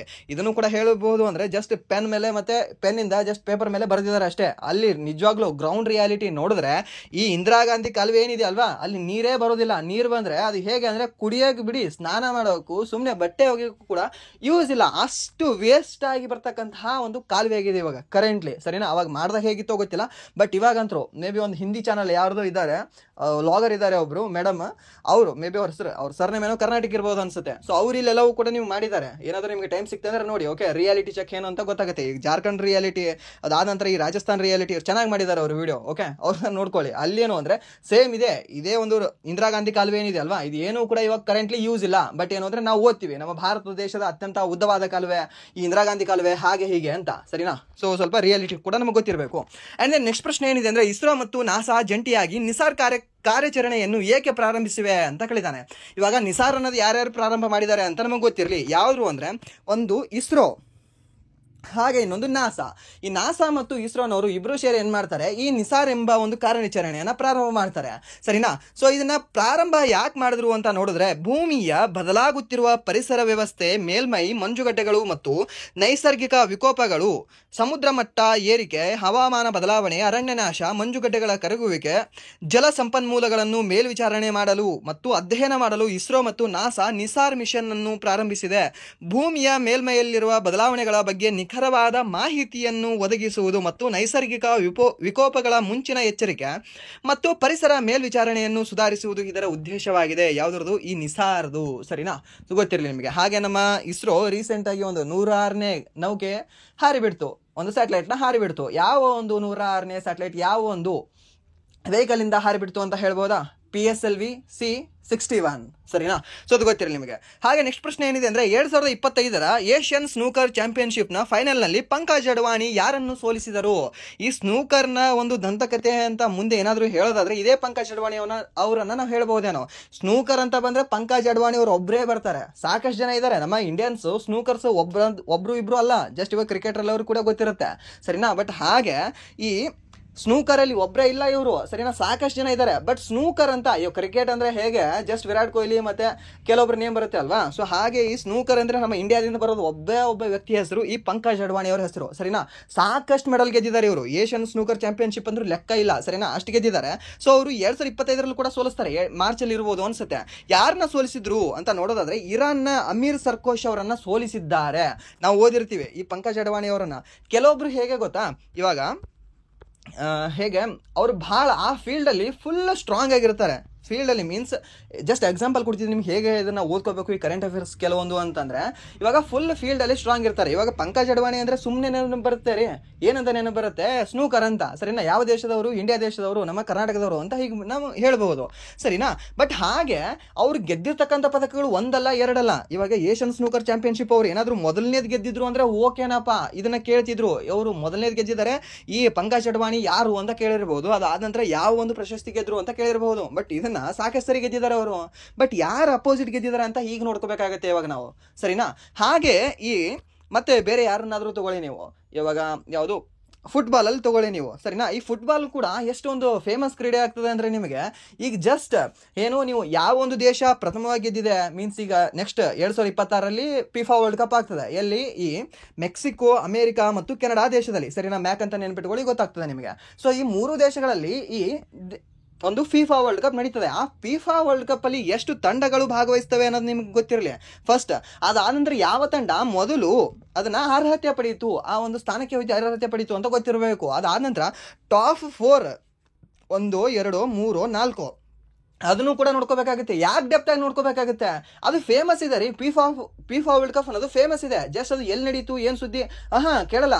ಇವಾಗ ನೋಡಿ, ಏಷ್ಯನ್ ಚಾಂಪಿಯನ್ಶಿಪ್ ರೀಸೆಂಟಾಗಿ ಎಲ್ಲಿ ನಡೀತು ಅಂತ ಕೇಳಿದ್ರೆ ನಾವೇನಂತ ಹೇಳ್ತೀವಿ, ಈ ಸೌತ್ ಕೊರಿಯಾ ಅಂತ ಹೇಳ್ತೀವಿ. ಎಷ್ಟು ನಮ್ಮ ಭಾರತ ಪದಕ ಗೆದ್ದಿತ್ತು ಅಂತ ಕೇಳಿದಾಗ ಇದರಲ್ಲಿ ಅರ್ಧ ಜನಕ್ಕೆ ಇದ್ರೆ ಆನ್ಸರ್ ಗೊತ್ತಿರಲ್ಲ ಸರಿನಾ. ಅದು ಆನ್ಸರ್ ಗೊತ್ತಿರಲ್ಲ ಅನ್ನೋ ತಪ್ಪಲ್ಲ, ಬಟ್ ಏನು ರೀಸೆಂಟಾಗಿ ನಡೆದಿದೆ, ನೀವು ಅಪ್ಡೇಟ್ ಆಗಿರಲ್ಲ ಏನೋ. ಓಕೆ, ಎಷ್ಟು ಗೆದ್ದಿದೆ ಅಂದರೆ ಟೋಟಲಿ 24 ಪದಕಗಳನ್ನು ಗೆದ್ದಿದೆ. ಯಾವುದು? ಏಷ್ಯನ್ ಚಾಂಪಿಯನ್ಶಿಪ್ ಅಲ್ಲಿ ಸರಿನಾ. ಸೊ ಏಷ್ಯನ್ ಚಾಂಪಿಯನ್ಶಿಪ್ ಅಲ್ಲಿ 24 ಪದಕಗಳನ್ನ ಗೆದ್ದಿದೆ. ಸೊ ಇದು ಇಂಪಾರ್ಟೆಂಟ್ ಆಗುತ್ತೆ. ಸೊ ಇದರಲ್ಲಿ 10,000 ಮೀಟರಲ್ಲಿ 10,000 ಮೀಟರ್ ಮತ್ತು 5,000 ಮೀಟರಲ್ಲಿ ಒಬ್ಬನೇ ಒಬ್ಬ ವ್ಯಕ್ತಿ ಪುರುಷರ ವಿಭಾಗದಲ್ಲಿ ಗೆಲ್ತಾರೆ, ಮೆಡಲ್ ಗೆಲ್ತಾರೆ. ಓಕೆ, 2ರಲ್ಲೂ ಕೂಡ ಗೋಲ್ಡ್ ಗೆಲ್ತಾರೆ. ಯಾರವರು? ಇದು ಬೇಕಾಗುತ್ತೆ. ಯಾಕೆ ಅಂದರೆ ಇವ್ರು ಯಾರು ಗೊತ್ತೇ ಇಲ್ಲ. ಆ 10,000 ಮೀಟರ್ ಮತ್ತು 5,000 ಮೀಟರ್ ಇಬ್ರು ಎರಡು ವಿಭಾಗದಲ್ಲಿ ಒಬ್ಬರೇ ಓಡಿ ಗೆದ್ದಿದ್ದಾರೆ. ಅವ್ರ ಹೆಸರು ಗೊತ್ತಿಲ್ಲ. ಬಟ್ ಇವ್ರದ್ದು ಕೇಳ್ತಾನೆ, ಇವ್ರದ್ದು ನಿಮಗೆ ಅವ ಯಾರಿಗೆ ಹಿಂದಾಗಿ ಗೆದ್ದ ಅಂತದೆಲ್ಲ ಕೇಳಲ್ಲ ಸರಿನಾ. ಮೀನ್ಸ್ ಅವನು ಏನಾದರೂ ಫೇಮಸ್ ಆಗಿದ್ರೆ ಅವ್ನು ಯಾರನ್ನ ಸೋಲಿಸಿ ಅಂತ ಕೇಳ್ತಾರೆ ಸರಿನಾ. ಇವಾಗ ರೀಸೆಂಟಾಗಿ ಫ್ರೆಂಚ್ ಓಪನ್ ಆಯ್ತಪ್ಪ, ಫ್ರೆಂಚ್ ಓಪನ್ ಗ್ರ್ಯಾಂಡ್ ಸ್ಲಾಮ್ ಆಯ್ತಲ್ವಾ. ಫ್ರೆಂಚ್ ಓಪನ್ ಗ್ರ್ಯಾಂಡ್ ಸ್ಲಾಮ್ ಆಯಿತು. ಫ್ರೆಂಚ್ ಓಪನ್ ಗ್ರ್ಯಾಂಡ್ ಸ್ಲಾಮ್ ಅಲ್ಲಿ ಈ ಮಹಿಳಾ ವಿಭಾಗದಲ್ಲಿ ಯಾರು ಗೆದ್ರು ಅಂತ ನೋಡೋದಾದ್ರೆ ಈ ಕೋಕ್ ಗೌಫ್ ಅಂತ ಬರ್ತಾರೆ. ಓಕೆ, ಕೋಕ್ ಗೌಫ್ ಅಂತ ಬರ್ತಾರೆ. ಈ ಅಮೆರಿಕದ ಕೋಕ್ ಗೌಫ್ ಅವರು. ಇವ್ರ ಏಜ್ ಎಷ್ಟಿದೆ ಅಂದ್ರೆ ಜಸ್ಟ್ 21 ಇದೆ. ಇವ್ರ ಹೆಸರು ಕೇಳಬಹುದು ನಿಮಗೆ. ಹಾಗೆ ಇವರು ಯಾರನ್ನ ಸೋಲಿಸಿದ್ರು ಅಂತ ಕೇಳಬಹುದು. ಯಾಕೆ? ಇವರು ಬಹಳ ಇವಾಗ ಫುಲ್ ಅರೇನಾ ಸಬಾಲಿಕಾ ಅಂತ ಬರ್ತಾರೆ. ಅರೇನಾ ಸಬಾಲಿಕಾ ಈ ಬೆಲಾರಸ್ ದೇಶದ ಅರೇನಾ ಸಬಾಲಿಕಾ ಅಂತ ಬರ್ತಾರೆ. ಓಕೆ, ಇವರು ಆ ಒಂದು ಟೆನ್ನಿಸಲ್ಲಿ ಫುಲ್ ಇವರು ಕೂಡ ಒಂದು ಅವ್ರದೇ ಒಂದು ಚಾಪ್ ಮೂಡಿಸಿದ್ದಾರೆ. ಯಾರು? ಇವರು ಸರಿನಾ. ಸೊ ಅದಕ್ಕೆ ಇಂಥವ್ರನ್ನ ಸೋಲಿಸಿದ್ದಾರೆ. ಅದಕ್ಕೆ ಇವ್ರ ಹೆಸರು ಕೇಳ್ಬೋದು ನಿಮಗೆ, ಯಾರ್ದು? ಕೋಕೋ ಗೌಫ್ ಅವ್ರದ್ದು. ಅಥವಾ ಈ ಸೋತವ್ರ ಹೆಸರೇ ನಿಮಗೆ ಕೇಳಬಹುದು, ಯಾರನ್ನ ಅವ್ರು ಸೋಲಿಸಿದ್ರು ಅಂತ ಸರಿನಾ. ಸೊ ಈ ರೀತಿ ಕೆಲವೊಂದು ಅವ್ರ ನೇಮ್, ಆ ಒಂದು ಕ್ರೀಡೆ ನೋಡಿದ್ರೆ ಅವ್ರ ನೇಮ್ ನೆನಪಾಗ್ತಿತ್ತ. ಓಕೆ, ಅವ್ರು ಯಾರನ್ನ ಸೋಲಿಸಿದ್ರು ಅಂತ ನೆನ್ಪಿಟ್ಕೋಬೇಕು. ಅವ್ರು ಏನು ಗೆದ್ದರು ಅಂತ ಕೂಡ ಮೊದಲು ನಮಗೆ ನೆನಪು ಉಳಿದಿರ್ತದೆ. ಅವ್ರು ಏನಾದರೂ ಆ ಸ್ಪೋರ್ಟ್ಸ್ ನೋಡಿದ್ರೆ ಅವ್ರ ಹೆಸರು ನೆನಪು ಉಳಿತಿರಲ್ವಾ, ಅವ್ರು ಏನು ಮಾಡಿದ್ದಾರೆ ಅಂತ ಮೊದಲು ಗೊತ್ತಿರಬೇಕು ನಮಗೆ ಅಷ್ಟೇ. ಆ್ಯಂಡ್ ನೆಕ್ಸ್ಟ್ ಪ್ರಶ್ನೆ ಏನಿದೆ ಅಂದರೆ ಭಾರತದಲ್ಲಿ ಯಾವ ರಾಜ್ಯದಲ್ಲಿ ಥಾರ್ ಮರುಭೂಮಿ ಹರಡಿದೆ ಅಂತ ಹೇಳಿದ್ದಾನೆ. ಥಾರ್ ಮರುಭೂಮಿ ಯಾವ ಒಂದು ರಾಜ್ಯದಲ್ಲಿ ಹರಡಿದೆ? ಸರ್ ರಾಜಸ್ಥಾನ ಹೀಗೆ ಕೊಟ್ಟಿಲ್ಲಲ್ಲ ಆಪ್ಷನ್ ಏನು ಕೊಟ್ಟಿದ್ದಾನೆ ಅಂದರೆ 4 ರಾಜ್ಯಗಳನ್ನು ಕೊಟ್ಟಿದ್ದಾನೆ. ಇವಾಗ ಆಪ್ಷನ್ ಎ ಅಲ್ಲಿ 4 ರಾಜ್ಯಗಳು, ಆಪ್ಷನ್ ಬಿ ಅಲ್ಲಿ 4 ರಾಜ್ಯಗಳು ಹೀಗೆ ಕೊಟ್ಟಿದ್ದಾನೆ. ಸೊ ಹಾಗೆ ನೋಡೋದಾದರೆ ಯಾವ್ಯಾವ ರಾಜ್ಯಗಳು ಅಂದರೆ, ಒಂದು ಈ ನಮ್ಮ ಭಾರತ ಹೀಗೆ ನೋಡಿದ್ರೆ, ಹೀಗೆ ತೊಗೊಂಡ್ರೆ ಇಲ್ಲಿ ಗುಜರಾತದಲ್ಲಿ ಹರಡಿದೆ. ಅದಾದ ನಂತರ ಈ ರಾಜಸ್ಥಾನದಲ್ಲಿ, ಇಲ್ಲಿ ಪಂಜಾಬ್ ಮತ್ತು ಇಲ್ಲಿ ಹರಿಯಾಣದಲ್ಲಿ ಹರಡಿದೆ. ಸೊ ಟೋಟಲಿ 4 ರಾಜ್ಯಗಳಲ್ಲಿ ಈ ಥಾರ್ ಮರುಭೂಮಿ ಹರಡಿದೆ. ಯಾವ್ಯಾವ ಒಂದು ರಾಜ್ಯದಲ್ಲಿ ಅಂದರೆ, ಒಂದು ಗುಜರಾತದಲ್ಲಿ, ಇನ್ನೊಂದು ಪಂಜಾಬ, ಹರಿಯಾಣ ಮತ್ತು ಈ ರಾಜಸ್ಥಾನದಲ್ಲಿ, ಸರಿನಾ? ಇಷ್ಟು ಗೊತ್ತಿರಲಿ ನಿಮಗೆ. 4 ರಾಜ್ಯದಲ್ಲಿ ಹರಡಿದೆ, 4 ರಾಜ್ಯದಲ್ಲಿ. ಹಾಗೆ ಇದು ಯಾವುದು ಅರಾವಳಿ ಪರ್ವತಗಳು ಯಾವ ಯಾವ ರಾಜ್ಯಗಳಲ್ಲಿ ಹರಡಿದೆ, ಎಷ್ಟು ರಾಜ್ಯಗಳಲ್ಲಿ ಹರಡಿದೆ, ಹಾಗೆ ಯಾವ ಕೇಂದ್ರಾಡಳಿತ ಪ್ರದೇಶದಲ್ಲಿ ಹರಡಿದೆ ಅಂತ ಕೇಳಿದಾಗ ಏನಂತ ಹೇಳ್ತೀರಾ? 3 ರಾಜ್ಯಗಳು, 1 ಕೇಂದ್ರಾಡಳಿತ ಪ್ರದೇಶದಲ್ಲಿ ಹರಡಿದೆ. ಯಾವುದು? ಈ ಅರಾವಳಿ ಪರ್ವತಗಳು. ನೆನ್ಪಿಟ್ಕೊಳ್ಳಿ, ಅದು ಕೂಡ ನಿಮಗೆ ಕೇಳಬಹುದು. ಯಾವುದು? ಗುಜರಾತ್, ರಾಜಸ್ಥಾನ, ಈ ದೆಹಲಿ ಮತ್ತು ಹರಿಯಾಣ ಅಂತ ಕಂಡುಬರ್ತದೆ. ನೆಕ್ಸ್ಟ್ ಪ್ರಶ್ನೆ ಏನಿದೆ ಅಂದ್ರೆ, 73ನೇ ಸಾಂವಿಧಾನಿಕ ತಿದ್ದುಪಡಿ ಅಡಿಯಲ್ಲಿ 3 ಹಂತದ ಪಂಚಾಯತ್ ರಾಜ್ ಅನ್ನು ರಚಿಸಲಾಗಿದೆ. ವ್ಯವಸ್ಥೆಯ ಕೆಳ ಹಂತಗಳಲ್ಲಿ ಯಾರು ಉತ್ತಮವಾಗಿ ಕೆಲಸ ಮಾಡುತ್ತಾರೆ? ಉತ್ತಮವಾಗಿ ಯಾರು ಕೆಲಸ ಮಾಡೋದಿಲ್ಲ, ಬಟ್ ಕೆಳ ಹಂತದಲ್ಲಿ ಯಾರಿದ್ದಾರೆ ಅಂತ ನಾವು ಹೇಳ್ಬೋದು. ಯಾರು ಅಂದ್ರೆ ಗ್ರಾಮ ಪಂಚಾಯತಿ ಕಂಡುಬರುತ್ತೆ, ಸರಿನಾ? ಈ ಗ್ರಾಮ ಪಂಚಾಯತಿ ಏನಂದ್ರೆ ಈ 3 ಟೈರ್ ಸಿಸ್ಟಮ್ ಅಲ್ಲಿ ಫುಲ್ ಲೋ ಟೈರ್ ಯಾವುದಾಗಿದೆ ಅಂದ್ರೆ ಈ ಒಂದು ಗ್ರಾಮ ಪಂಚಾಯತಿ ಆಗಿದೆ. ಮಿಡಲ್ ಅಲ್ಲಿ ಯಾವುದಿದೆ ಅಂದ್ರೆ ಈ ನಮ್ಮ ತಾಲೂಕು ಪಂಚಾಯತಿ ಅಂತ ನಾವು ಹೇಳ್ಬೋದು, ಸರಿನಾ? ತಾಲೂಕು ಪಂಚಾಯತಿ ಅಂತ ಹೇಳ್ಬೋದು, ಅಥವಾ ಈ ಬ್ಲಾಕ್ ಮಟ್ಟ ಅಂತ ಹೇಳ್ಬೋದು ನಾವು ಯಾವುದನ್ನ, ಈ ತಾಲೂಕು ಪಂಚಾಯತಿಯನ್ನ. ಹಾಗೆ ಫುಲ್ ಟಾಪ್ ಅಲ್ಲಿ ಯಾರಿದ್ದಾರೆ ಅಂದ್ರೆ ಈ ಜಿಲ್ಲಾ ಪಂಚಾಯತಿ ಇದೆ, ಸರಿನಾ? ನೆನ್ಪಿಟ್ಕೊಳ್ಳಿ, ಈ ಜಿಲ್ಲಾ ಪಂಚಾಯತಿ, ತಾಲೂಕು ಪಂಚಾಯತಿ ಮತ್ತೆ ಈ ಗ್ರಾಮ ಪಂಚಾಯತಿ, ಇದರ ಅಧ್ಯಕ್ಷರ ಒಂದು ಅಧಿಕಾರಾವಧಿ ಎಷ್ಟಿರುತ್ತೆ ಅಂದ್ರೆ ಟೋಟಲಿ 30 ತಿಂಗಳು ಇಷ್ಟೇ ಇರುತ್ತೆ ಸರ್. 5 ವರ್ಷ ಇರುತ್ತಲ್ಲ, 5 ವರ್ಷದಲ್ಲಿ ಮತ್ತೆ ಮತ್ತೊಬ್ರು ಬಂದು ಹೋಗ್ತಾರೆ, ಸರಿನಾ? ಬಟ್ ಒಬ್ಬ ಅಧ್ಯಕ್ಷ ಎಷ್ಟು ದಿನ ಅವನ ಒಂದು ಟೆನ್ಯೂರ್ ಇರುತ್ತೆ ಅಂತ ನೋಡೋದಾದ್ರೆ ಜಸ್ಟ್ 30 ತಿಂಗಳು ಅಥವಾ 2.5 ವರ್ಷ ಅಂತ ಹೇಳ್ಬೋದು. ಸದಸ್ಯನ ಎಷ್ಟು ಅಧಿಕಾರಾವಧಿ ಇರುತ್ತೆ? 5 ವರ್ಷ ಇರುತ್ತೆ. ಸರ್, ಇವಾಗ ಒಂದು ಕ್ವಶನ್ ನಂದು ಏನು, ಇವಾಗ ಮೊದಲಂತರೂ ಅಧ್ಯಕ್ಷ ಅಂತಾನೆ ಓಟ್ ಹಾಕಲ್ಲ. ಇವಾಗ ನನ್ನ ಗ್ರಾಮ ಪಂಚಾಯತಿಯಲ್ಲಿ ನಾನು ಯಾರಿಗೂ ಒಬ್ಬನಿಗೆ ಓಟ್ ಹಾಕಿದ್ದೀನಿ, ಸರಿನಾ? ಯಾರಿಗೂ ಒಬ್ಬ ಓಟ್ ಹಾಕಿದ್ದೀನಿ, ಅವನಿಗೆ ವಿನ್ ಆಗಿದ್ದಾನೆ, ಎ ಅನ್ನೋ ವ್ಯಕ್ತಿ ವಿನ್ ಆಗಿದ್ದಾನೆ. ಆ ಎ ಅನ್ನುವ ವ್ಯಕ್ತಿಗೆ ಎಲ್ಲಾ ಮೆಂಬರ್ಸ್ಗಳು ಸೇರಿ ಏನ್ ಮಾಡ್ತಾರೆ? ಪ್ರೆಸಿಡೆಂಟ್ ಮಾಡ್ತಾರೆ, ಗ್ರಾಮ ಪಂಚಾಯತಿ ಪ್ರೆಸಿಡೆಂಟ್ ಮಾಡ್ತಾರೆ. ಅವನು 30 ತಿಂಗಳಾಯ್ತು, 30 ತಿಂಗಳು ಅವನು ಅಧ್ಯಕ್ಷನಾಗಿರ್ತಾನೆ. 30 ತಿಂಗಳಾದ ನಂತರ ಅವನು ಏನಾಗ್ತಾನೆ? ಇವನು ಈ ಸ್ಥಾನದಿಂದ ಕೆಳಗಿಳಿದು ಜಸ್ಟ್ ಮೆಂಬರ್ ಆಗಿರ್ತಾನೆ. ಜಸ್ಟ್ ಮೆಂಬರ್ ಆಗಿ ಅವನು ಆ ಮೆಂಬರ್ ಸ್ಥಾನದಿಂದ ಹೋಗಲ್ಲ, ಮೆಂಬರ್ ಸ್ಥಾನ 5 ವರ್ಷನೇ ಇರ್ತಾನೆ ಅವನು. ಬಟ್ ಆ ಪ್ರೆಸಿಡೆಂಟ್ ಹುದ್ದೆಯಿಂದ ಜಸ್ಟ್ 30 ತಿಂಗಳು ಇರ್ತಾನೆ ಅವನು, ನೆನ್ಪಿಟ್ಕೊಳ್ಳಿ. ಓಕೆ, ಬಟ್ ಪ್ರೆಸಿಡೆಂಟ್ ಇಂದ ಮತ್ತೆ ಅವ್ನು ಚೀನಾವಿಗೆ ಹೊರಗೆ ಕಳಿಸ್ತಾರೆ ಸರ್ ಪಂಚಾಯತಿಯಿಂದ, ಹಾಗಲ್ಲ, ಸರಿನಾ? ಅವನು ಸದಸ್ಯನಾಗಿ ಮತ್ತೆ ಮುಂದೆ ಕಂಟಿನ್ಯೂ ಆಗ್ತಾನೆ, ಮತ್ತೆ 30 ತಿಂಗಳು, ನೆನ್ಪಿರಲಿ. ಅಂಡ್ ದೆನ್ ನೆಕ್ಸ್ಟ್ ಪ್ರಶ್ನೆ ಏನಿದೆ ಅಂದ್ರೆ, ಮಹಲ್ವಾರಿ ವ್ಯವಸ್ಥೆಯಲ್ಲಿ ತೆರಿಗೆ ಯಾರಿಂದ ಸಂಗ್ರಹಿಸಲಾಗುತ್ತಿತ್ತು ಅಂತ ಕೇಳಿದ್ದಾರೆ. ಸೊ ಈ ಮಹಲ್ವಾರಿ ವ್ಯವಸ್ಥೆಯಲ್ಲಿ ಇದನ್ನು ಹಳ್ಳಿಯ ಅಥವಾ ಮಹಲ್ನ ಎಲ್ಲಾ ರೈತರಿಂದ ಸಾಮೂಹಿಕವಾಗಿ ಸಂಗ್ರಹಿಸಲಾಗುತ್ತಿತ್ತು. ತೆರಿಗೆ ಸಂಗ್ರಹಿಸುವ ಜವಾಬ್ದಾರಿ ಗ್ರಾಮದ ಮುಖ್ಯಸ್ಥ ಲಂಬರ್ದಾರ್ ಅಂತ ಅವ್ರನ್ನ ಹೇಳ್ಬೋದು, ಇಲ್ಲ ಅಂತಂದ್ರೆ ಜಸ್ಟ್ ಗ್ರಾಮದ ಮುಖ್ಯಸ್ಥ ಅಂತ ಕೊಟ್ಟಿರ್ತಾನೆ, ಅವ್ರದ್ದಾಗಿತ್ತು. ಮತ್ತು ಅವರು ಇಡೀ ಗ್ರಾಮದ ರೈತರಿಂದ ತೆರಿಗೆ ಸಂಗ್ರಹಿಸಿ ಸರ್ಕಾರಕ್ಕೆ ನೀಡುತ್ತಿದ್ದರು. ಅಂದರೆ ತೆರಿಗೆಯನ್ನು ಯಾವುದೇ ಒಬ್ಬ ರೈತನಿಂದ ಸಂಗ್ರಹಿಸಲಾಗುತ್ತಿರಲಿಲ್ಲ, ಬದಲಾಗಿ ಇಡೀ ಹಳ್ಳಿಯಿಂದ ಮಹಲ್ನಿಂದ ಸಾಮೂಹಿಕವಾಗಿ ಸಂಗ್ರಹಿಸಲಾಗುತ್ತಿತ್ತು. ಅದೇ ನೀವು ರೈತವಾರಿ ಸಿಸ್ಟಮ್ ಅಲ್ಲಿ ನೋಡಿದ್ರೆ ಏನಾಗುತ್ತೆ? ಇಂಡಿವಿಜುವಲ್ ಒಬ್ಬ ಫಾರ್ಮರ್ ಕಡೆಯಿಂದ, ಇಂಡಿವಿಜುವಲ್ ಒಬ್ಬ ರೈತನ ಕಡೆಯಿಂದ ಸಂಗ್ರಹ ಮಾಡಲಾಗ್ತಿರ್ತದೆ, ನೆನ್ಪಿಟ್ಕೊಳ್ಳಿ ಇದನ್ನ, ಸರಿನಾ? ಹಾಗೆ ಇನ್ನೊಂದು ಜಮೀನ್ದಾರಿ ಪದ್ಧತಿ ಬರುತ್ತೆ. ಜಮೀನ್ದಾರಿ ಪದ್ಧತಿಯು ಕೂಡ ನಿಮಗೆ ಇಂಡಿವಿಜುವಲ್ ರೈತರಿಂದಾನೆ. ಅಲ್ಲಿ ಹೇಗೆ ಅಂದ್ರೆ ಈ ಜಮೀನ್ದಾರ ಅವನು ಕಲೆಕ್ಟ್ ಮಾಡ್ತಾ ಇರ್ತಾನೆ. ಇವಾಗ ನಾನು ಯಾವುದೋ ಒಂದು ಊರಿನ ಜಮೀನ್ದಾರ ಇದ್ದೀನಿ, ನನಗೆ ಒಂದು ಸಮ್ ಎಕರೆ ಕೊಟ್ಟಿರ್ತಾರೆ, ಎಷ್ಟೊಂದು 3 ಎಕರೆ ಕೊಟ್ಟಿರ್ತಾರೆ ಬ್ರಿಟಿಷರು. ಸೊ ನಾನೇನ್ ಮಾಡಬೇಕು? ಬೇರೆ ಬೇರೆ ಯಾರ್ಯಾರಿಗೋ ಒಂದು 10 ಜನಕ್ಕೆ ನಾನು 10 ಎಕರೆ ಅಂತ ಕೊಡ್ಲಿ, ಅಥವಾ 20 ಜನಕ್ಕೆ ನಾನು 5 ಎಕರೆ ಅಂತ ಕೊಟ್ಟು ಅವ್ರ ಕಡೆಯಿಂದ ಕೆಲಸ ಮಾಡಿಸ್ಬೇಕು, ಸರಿನಾ? ಕೆಲಸ ಮಾಡಿ ಅಲ್ಲಿ ಎಲ್ಲ ಬಂದಿರುತ್ತೆ ಅಲ್ವಾ ಉತ್ಪನ್ನ, ಆ ಉತ್ಪನ್ನದಲ್ಲಿ ಇಂತಿಷ್ಟು ಅಥವಾ ಇದನ್ನ ಬಂದಿರತಕ್ಕಂತಹ ಲಾಭದಲ್ಲಿ ದುಡ್ಡಲ್ಲಿ ಇಂತಿಷ್ಟು ಅಂತ ಇವರಿಗೆ ಕೊಡಬೇಕಾಗಿರುತ್ತೆ ಬ್ರಿಟಿಷರಿಗೆ, ಸರಿನಾ? ಇಲ್ಲಿ ಗೊತ್ತಿರಲಿ, ಅಲ್ಲಿ ಜಮೀನ್ದಾರಿ ಸಿಸ್ಟಮ್ ಅಲ್ಲಿ ಜಮೀನ್ದಾರರೇ ಬರ್ತಾರೆ. ಆ ಜಮೀನ್ದಾರಿ ಸಿಸ್ಟಮ್ ಅನ್ನ ತಂದವನು ಯಾರು ಅಂತ ಸಾಕಷ್ಟು ಸರಿ ಕೇಳಿದಾನೆ. ಯಾರು ಅಂದ್ರೆ ಲಾರ್ಡ್ ಕಾರ್ನ್ವಾಲಿಸ್ ಅಂತ ಬರ್ತಾನೆ. ಎಷ್ಟರಲ್ಲಿ ಅಂದ್ರೆ 1793ರಲ್ಲಿ ತರ್ತಾನೆ ಲಾರ್ಡ್ ಕಾರ್ನ್ವಾಲಿಸ್. ನೆನ್ಪಿಟ್ಕೊಳ್ಳಿ, ಯಾವ ಒಂದು ಪ್ರದೇಶದಲ್ಲಿ ತರ್ತಾನೆ? ಇದನ್ನ ಬಂಗಾಳ ಬಿಹಾರ ಪ್ರಾಂತ್ಯದಲ್ಲಿ ತರ್ತಾನೆ. ಹಾಗೆ ನೆಕ್ಸ್ಟ್ ಪ್ರಶ್ನೆ ಏನಿದೆ ಅಂದ್ರೆ, ಯಾವ ಪ್ರದೇಶದಲ್ಲಿ ಅಕ್ಕಿ ಮತ್ತು ಗೋಧಿಯನ್ನು ಹೆಚ್ಚು ಬೆಳೆಯಲಾಗುತ್ತದೆ ಅಂತ ಕೇಳಿದಾನೆ. ಸೊ ಇದಕ್ಕೆ ಸರಿಯಾದ ಉತ್ತರ ಯಾವ್ದಾಗುತ್ತೆ? ಸೊ ಆಪ್ಷನ್ ಕೊಟ್ಟಿದ್ದಾನೆ, ಗಂಗಾ ಪ್ರದೇಶ, ಸಿಂಧೂ ಪೂರ್ವ ಕರಾವಳಿ ಅಂತ ಕೊಟ್ಟಿದ್ದಾನೆ, ಮತ್ತೆ ಪಶ್ಚಿಮ ಕರಾವಳಿ ಅಂತ ಕೊಟ್ಟಿದ್ದಾನೆ ಅಂತ. ಸೊ ಇದಕ್ಕೆ ಸರಿಯಾದ ಉತ್ತರ ಯಾವುದಾಗುತ್ತೆ ಅಂದ್ರೆ, ಈ ಗಂಗಾ ಸಿಂಧೂ ಬಯಲು ಪ್ರದೇಶ ಏನಿದೆ ಅಲ್ವಾ, ಸೊ ಆ ಒಂದು ಪ್ರದೇಶದಲ್ಲಿ ಅಕ್ಕಿ ಮತ್ತು ಗೋಧಿಗಳನ್ನ ಎರಡೂ ಬೆಳೆಯಲಾಗ್ತದೆ. ಅಕ್ಕಿ ಗೋಧಿ ಎರಡೂ ಸಾಕಷ್ಟು ಬೆಳೆಯಲಾಗ್ತದೆ. ಎಲ್ಲಿ? ಈ ಗಂಗಾ ಬಿಸಿನಲ್ಲಿ. ಹಾಗೆ ನೆಕ್ಸ್ಟ್ ಪ್ರಶ್ನೆ ಏನಿದೆ ಅಂದ್ರೆ, 1857ರ ಕ್ರಾಂತಿ ಎಲ್ಲಿಂದ ಪ್ರಾರಂಭವಾಯಿತು ಅಂತ ನೋಡೋದಾದ್ರೆ ಈ ಮೀರತ್ನಿಂದ ಪ್ರಾರಂಭ ಆಗ್ತದೆ. ಸೊ ಇವಾಗ ಯಾರಾದ್ರೂ ಹೇಳ್ಬೋದಾ, ನಾನು ಸಾಕಷ್ಟು ಡೇಟ್ ಹೇಳಿದ್ದೀನಿ, ಆ ಡೇಟ್ ಯಾವಾಗ ಅಂತ? ಮೀರತ್ತಲ್ಲಿ ಯಾವ ಡೇಟ್ ಅಲ್ಲಿ ಪ್ರಾರಂಭವಾಯಿತು ಈ 1857ರ ಕ್ರಾಂತಿ ಅಂತ? ಬೇಕಾದ್ರೆ ಎಲ್ಲಿಗೆ ಈ 1857ದಂಗೆ ಯಾವಾಗ ನಿಂತು ಅಂತ ನಾನು ಹೇಳ್ತೀನಿ ನಿಮಗೆ. ಯಾವಾಗ ಅಂದ್ರೆ ಈ ಸೆಪ್ಟೆಂಬರ್ 21, 1857ರಲ್ಲೇ ನಿಂತದೆ, ಸರಿನಾ? ಬಟ್ ಇದನ್ನ ಈ ಸ್ಟಾರ್ಟ್ ಆಗಿದ್ದ ದಿನಾಂಕ ಯಾವುದು ಅಂತ, ಇದು ಎಲ್ಲಿ ನಿಂತದೆ? ಸೆಪ್ಟೆಂಬರ್ 21 ಯಾವುದನ್ನ ಆಕ್ರಮಣ ಮಾಡಿದ ನಂತರ ನಿಲ್ತದೆ ಅಂದ್ರೆ ದೆಹಲಿ ಆಕ್ರಮಣ ಮಾಡಿದ ನಂತರ ನಿಲ್ತದೆ. ಮೀನ್ಸ್ ದೆಹಲಿಯನ್ನ ಆಕ್ರಮಿಸಿಕೊಂಡ ದಿನ ಯಾವುದು ಅಂದ್ರೆ ಈ ಸೆಪ್ಟೆಂಬರ್ 21, 1857ರಂದು, ಸರಿನಾ? ಬಟ್ ಇದನ್ನ ಸ್ಟಾರ್ಟ್ ಮಾಡಿರ್ತಕ್ಕಂಥ ದಿನ ಯಾವುದು? ಇಲ್ಲಿ ಮೀರತ್ತಲ್ಲಿ ಪ್ರಾರಂಭವಾಗಿರ್ತಕ್ಕಂಥ ದಿನ ಯಾವುದು ಅಂತ ನೀವು ಕಾಮೆಂಟ್ ಮಾಡಿ. ನೆಕ್ಸ್ಟ್ ಪ್ರಶ್ನೆ ಏನಿದೆ ಅಂದ್ರೆ, ಆಡಳಿತಕ್ಕೆ ಈ ಕೆಳಗಿನ ಆಡಳಿತಗಾರರಲ್ಲಿ ಯಾರು ಮೌರ್ಯರ ರಾಜವಂಶರಲ್ಲ ಅಂತ ಕೇಳಿದ್ದಾರೆ. ಸೊ ಆಪ್ಷನ್ ಏನ್ ಕೊಟ್ಟಿದ್ದಾರೆ ಅಂದ್ರೆ ಈ ಪುಷ್ಯಮಿತ್ರ ಶೃಂಗ ಅಂತ ಕೊಟ್ಟಿದ್ದಾರೆ ಅಂತ. ಯಾವ ಗುರು ಇದು ಹಾಕಲ್ಲ. ಓಕೆ, ಇಷ್ಟು ಈಸಿ ಕ್ವಶನ್ ಇದು. ಪುಷ್ಯಮಿತ್ರ ಅಂದ್ರೆ ಹೆಸರೇ ಬರುತ್ತೆ, ಪುಷ್ಯಮಿತ್ರ ಅಂದ್ರೆ ಸುಮ್ಮ ಅಷ್ಟೇ ಬರಲ್ಲ, ಪುಷ್ಯಮಿತ್ರ ಶೃಂಗ ಅಂತಾನೆ ಬರುತ್ತೆ ಅದು, ಸರಿನಾ? ಸೊ ಹಾಗಿದ್ದಾಗ ಈ ಪುಷ್ಯಮಿತ್ರ ಅನ್ನೋನು ಈ ಒಂದು ಮೌರ್ಯ ಸಾಮ್ರಾಜ್ಯದ ಈ ಮೌರ್ಯ ಸಾಮ್ರಾಜ್ಯದ ವ್ಯಕ್ತಿ ಆಗಿರ್ಲಿಲ್ಲ. ಆ ಮೌರ್ಯ ಸಾಮ್ರಾಜ್ಯದ ವ್ಯಕ್ತಿಗಳು ಯಾರ್ಯಾರು? ಈ ಮೌರ್ಯ ಸಾಮ್ರಾಜ್ಯ ಸ್ಟಾರ್ಟ್ ಮಾಡಿರ್ತಕ್ಕಂತಹ ಈ ಚಂದ್ರಗುಪ್ತ ಮೌರ್ಯ, ಅವನ ಮಗನಾಗಿರ್ತಕ್ಕಂತಹ ಈ ಅಮಿತ್ರಘಾತ ಅಥವಾ ಬಿಂದುಸಾರ, ಅಥವಾ ಅವನ ಮಗನಾಗಿರ್ತಕ್ಕಂತಹ ಈ ಅಶೋಕ, ಅಶೋಕನ ಮೊಮ್ಮಗನಾಗಿರ್ತಕ್ಕಂತಹ ದಶರಥ ಬರ್ತಾನೆ. ಅದಾದ ನಂತರ ಸಂಪ್ರತಿ ಅಂತ ಬರ್ತಾನೆ, ಈ ದಶರಥನ ಮಗ. ಈ ಸಂಪ್ರತಿಯ ಮಗ ಶಾಲಿಸುಕ ಅಂತ ಬರ್ತಾನೆ. ಈ ಶಾಲಿಸುಕನ ಮಗ ದೇವವರ್ಮನ ಮಗ ಈ ಶತಧನ್ವನ್ ಅಂತ ಬರ್ತಾನೆ. ಶತಧನ್ವನ್ನ ಮಗ ಬೃಹದ್ದತನನ್ನ ಕೊಂದು ಶೃಂಗ ಮನೆತನವನ್ನ ಸ್ಟಾರ್ಟ್ ಮಾಡಿರೋವನೇ ಈ ಪುಷ್ಯಮಿತ್ರ ಶೃಂಗ, ಸರಿನಾ? ಗೊತ್ತಿರಲಿ ನಿಮಗೆ. ಸೊ ನಾರ್ಮಲಿ ಏನು ಅಂದ್ರೆ ಇವ್ರು 3 ಜನ ಗೊತ್ತಿರ್ತದೆ ನಮಗೆ. ಯಾರ್ಯಾರು? ಈ ಚಂದ್ರಗುಪ್ತ ಮೌರ್ಯ ಗೊತ್ತಿರ್ತದೆ, ಬಿಂದುಸಾರ ಗೊತ್ತಿರ್ತಾನೆ, ಅಶೋಕ್ ಗೊತ್ತಿರ್ತಾನೆ, ಅಶೋಕನ ಮೊಮ್ಮಗನಾಗಿರ್ತಕ್ಕಂಥ ದಶರಥನು ಗೊತ್ತಿರ್ತಾನೆ. ಸರ್, ದಶರಥ ಈಗ ಅಶೋಕನ ಮೊಮ್ಮಗ ಆಗ್ತಾನೆ, ಮಗ ಆಗ್ಬೋದಲ್ಲ? ಇದರಿಂದನೂ ಕೂಡ ನಿಮಗೆ ನಿನ್ನೇನೋ ಮೊನ್ನೆನೋ ಯಾವುದೋ ಒಂದು ಸೆಷನ್ ಅಲ್ಲಿ ನಿಮಗೆ ಸ್ಟೋರಿ ಹೇಳಿದೆ ನಾನು ಚಿಕ್ಕದಾಗಿ, ಸರಿಯಾ? ಸೊ ಏನಾಗಿರ್ತಾನೆ, ಈ ಅಶೋಕನ ಮಕ್ಕಳು ಒಬ್ಬ ಪುರುಷರಲ್ಲಿ ಹೇಳ್ತಾ ಇದ್ದೀನಿ ನಿಮಗೆ. ಓಕೆ, ಗಂಡು ಮಕ್ಕಳು ಹೇಳ್ತಾ ಇದ್ದೀನಿ. ಗಂಡು ಮಕ್ಕಳಲ್ಲಿ ಒಬ್ಬ ಮಹೇಂದ್ರ, ಇನ್ನೊಬ್ಬ ಕುಲುನ್ ಅಂತ ಇರ್ತಾನೆ, ಸರಿನಾ? ಇವನು ಕುಲುನ್ ಅನ್ನೋನು ಡೆತ್ ಆಗ್ತಾನೆ. ಅದಾನಂತರ ಈ ಮಹೇಂದ್ರ ಅನ್ನೋನು ಬೌದ್ಧ ಧರ್ಮ ಸ್ವೀಕರಿಸಿರ್ತಾನೆ. ಸೊ ಅದಕ್ಕೆ ಈ ಕುಲುನನ ಮಗನಾಗಿರ್ತಕ್ಕಂತಹ ದಶರಥ ಏನಾಗ್ತಾನೆ, ಆಡಳಿತಕ್ಕೆ ಬರ್ತಾನೆ. ಇಷ್ಟು ಗೊತ್ತಿರಲಿ ನಿಮಗೆ. ಏನಾಗುತ್ತೆ, ಈ ಅಶೋಕನಿಗೆ 60 ವಯಸ್ಸಿದ್ದಾಗ ಒಬ್ಬ ಹುಡುಗಿ ಮೇಲೆ ಲವ್ ಆಗುತ್ತೆ. ಆ ಹುಡುಗಿನೇ ಏನ್ ಮಾಡ್ತಾನೆ, ಈ ಅಶೋಕನ ಮಗನಿಗೆ ಕೊಲ್ತಾಳೆ, ಅವಳು 20 ವರ್ಷದ ಹುಡುಗಿ. ಅಂಡ್ ದೆನ್ ನೆಕ್ಸ್ಟ್ ಪ್ರಶ್ನೆ ಏನಿದೆ ಅಂದ್ರೆ, ಫೆಬ್ರವರಿ 2025ರಲ್ಲಿ ಭಾರತದ ಯಾವ ರಾಜ್ಯದಲ್ಲಿ ಹಿಮಪಾತ ಸಂಭವಿಸಿ 8 ಜನರು ಸಾವನ್ನಪ್ಪಿದರು ಅಂತ ಕೇಳಿದ್ದಾರೆ. ಎಲ್ಲಿ ಅಂದ್ರೆ ಈ ಉತ್ತರಾಖಂಡದ ಚಮೋಲಿ ಜಿಲ್ಲೆಯಲ್ಲಿ ಈ ಘಟನೆ ನಡೀತದೆ. ಯಾವುದು? ಹಿಮಪಾತ ಆಗ್ತದೆ.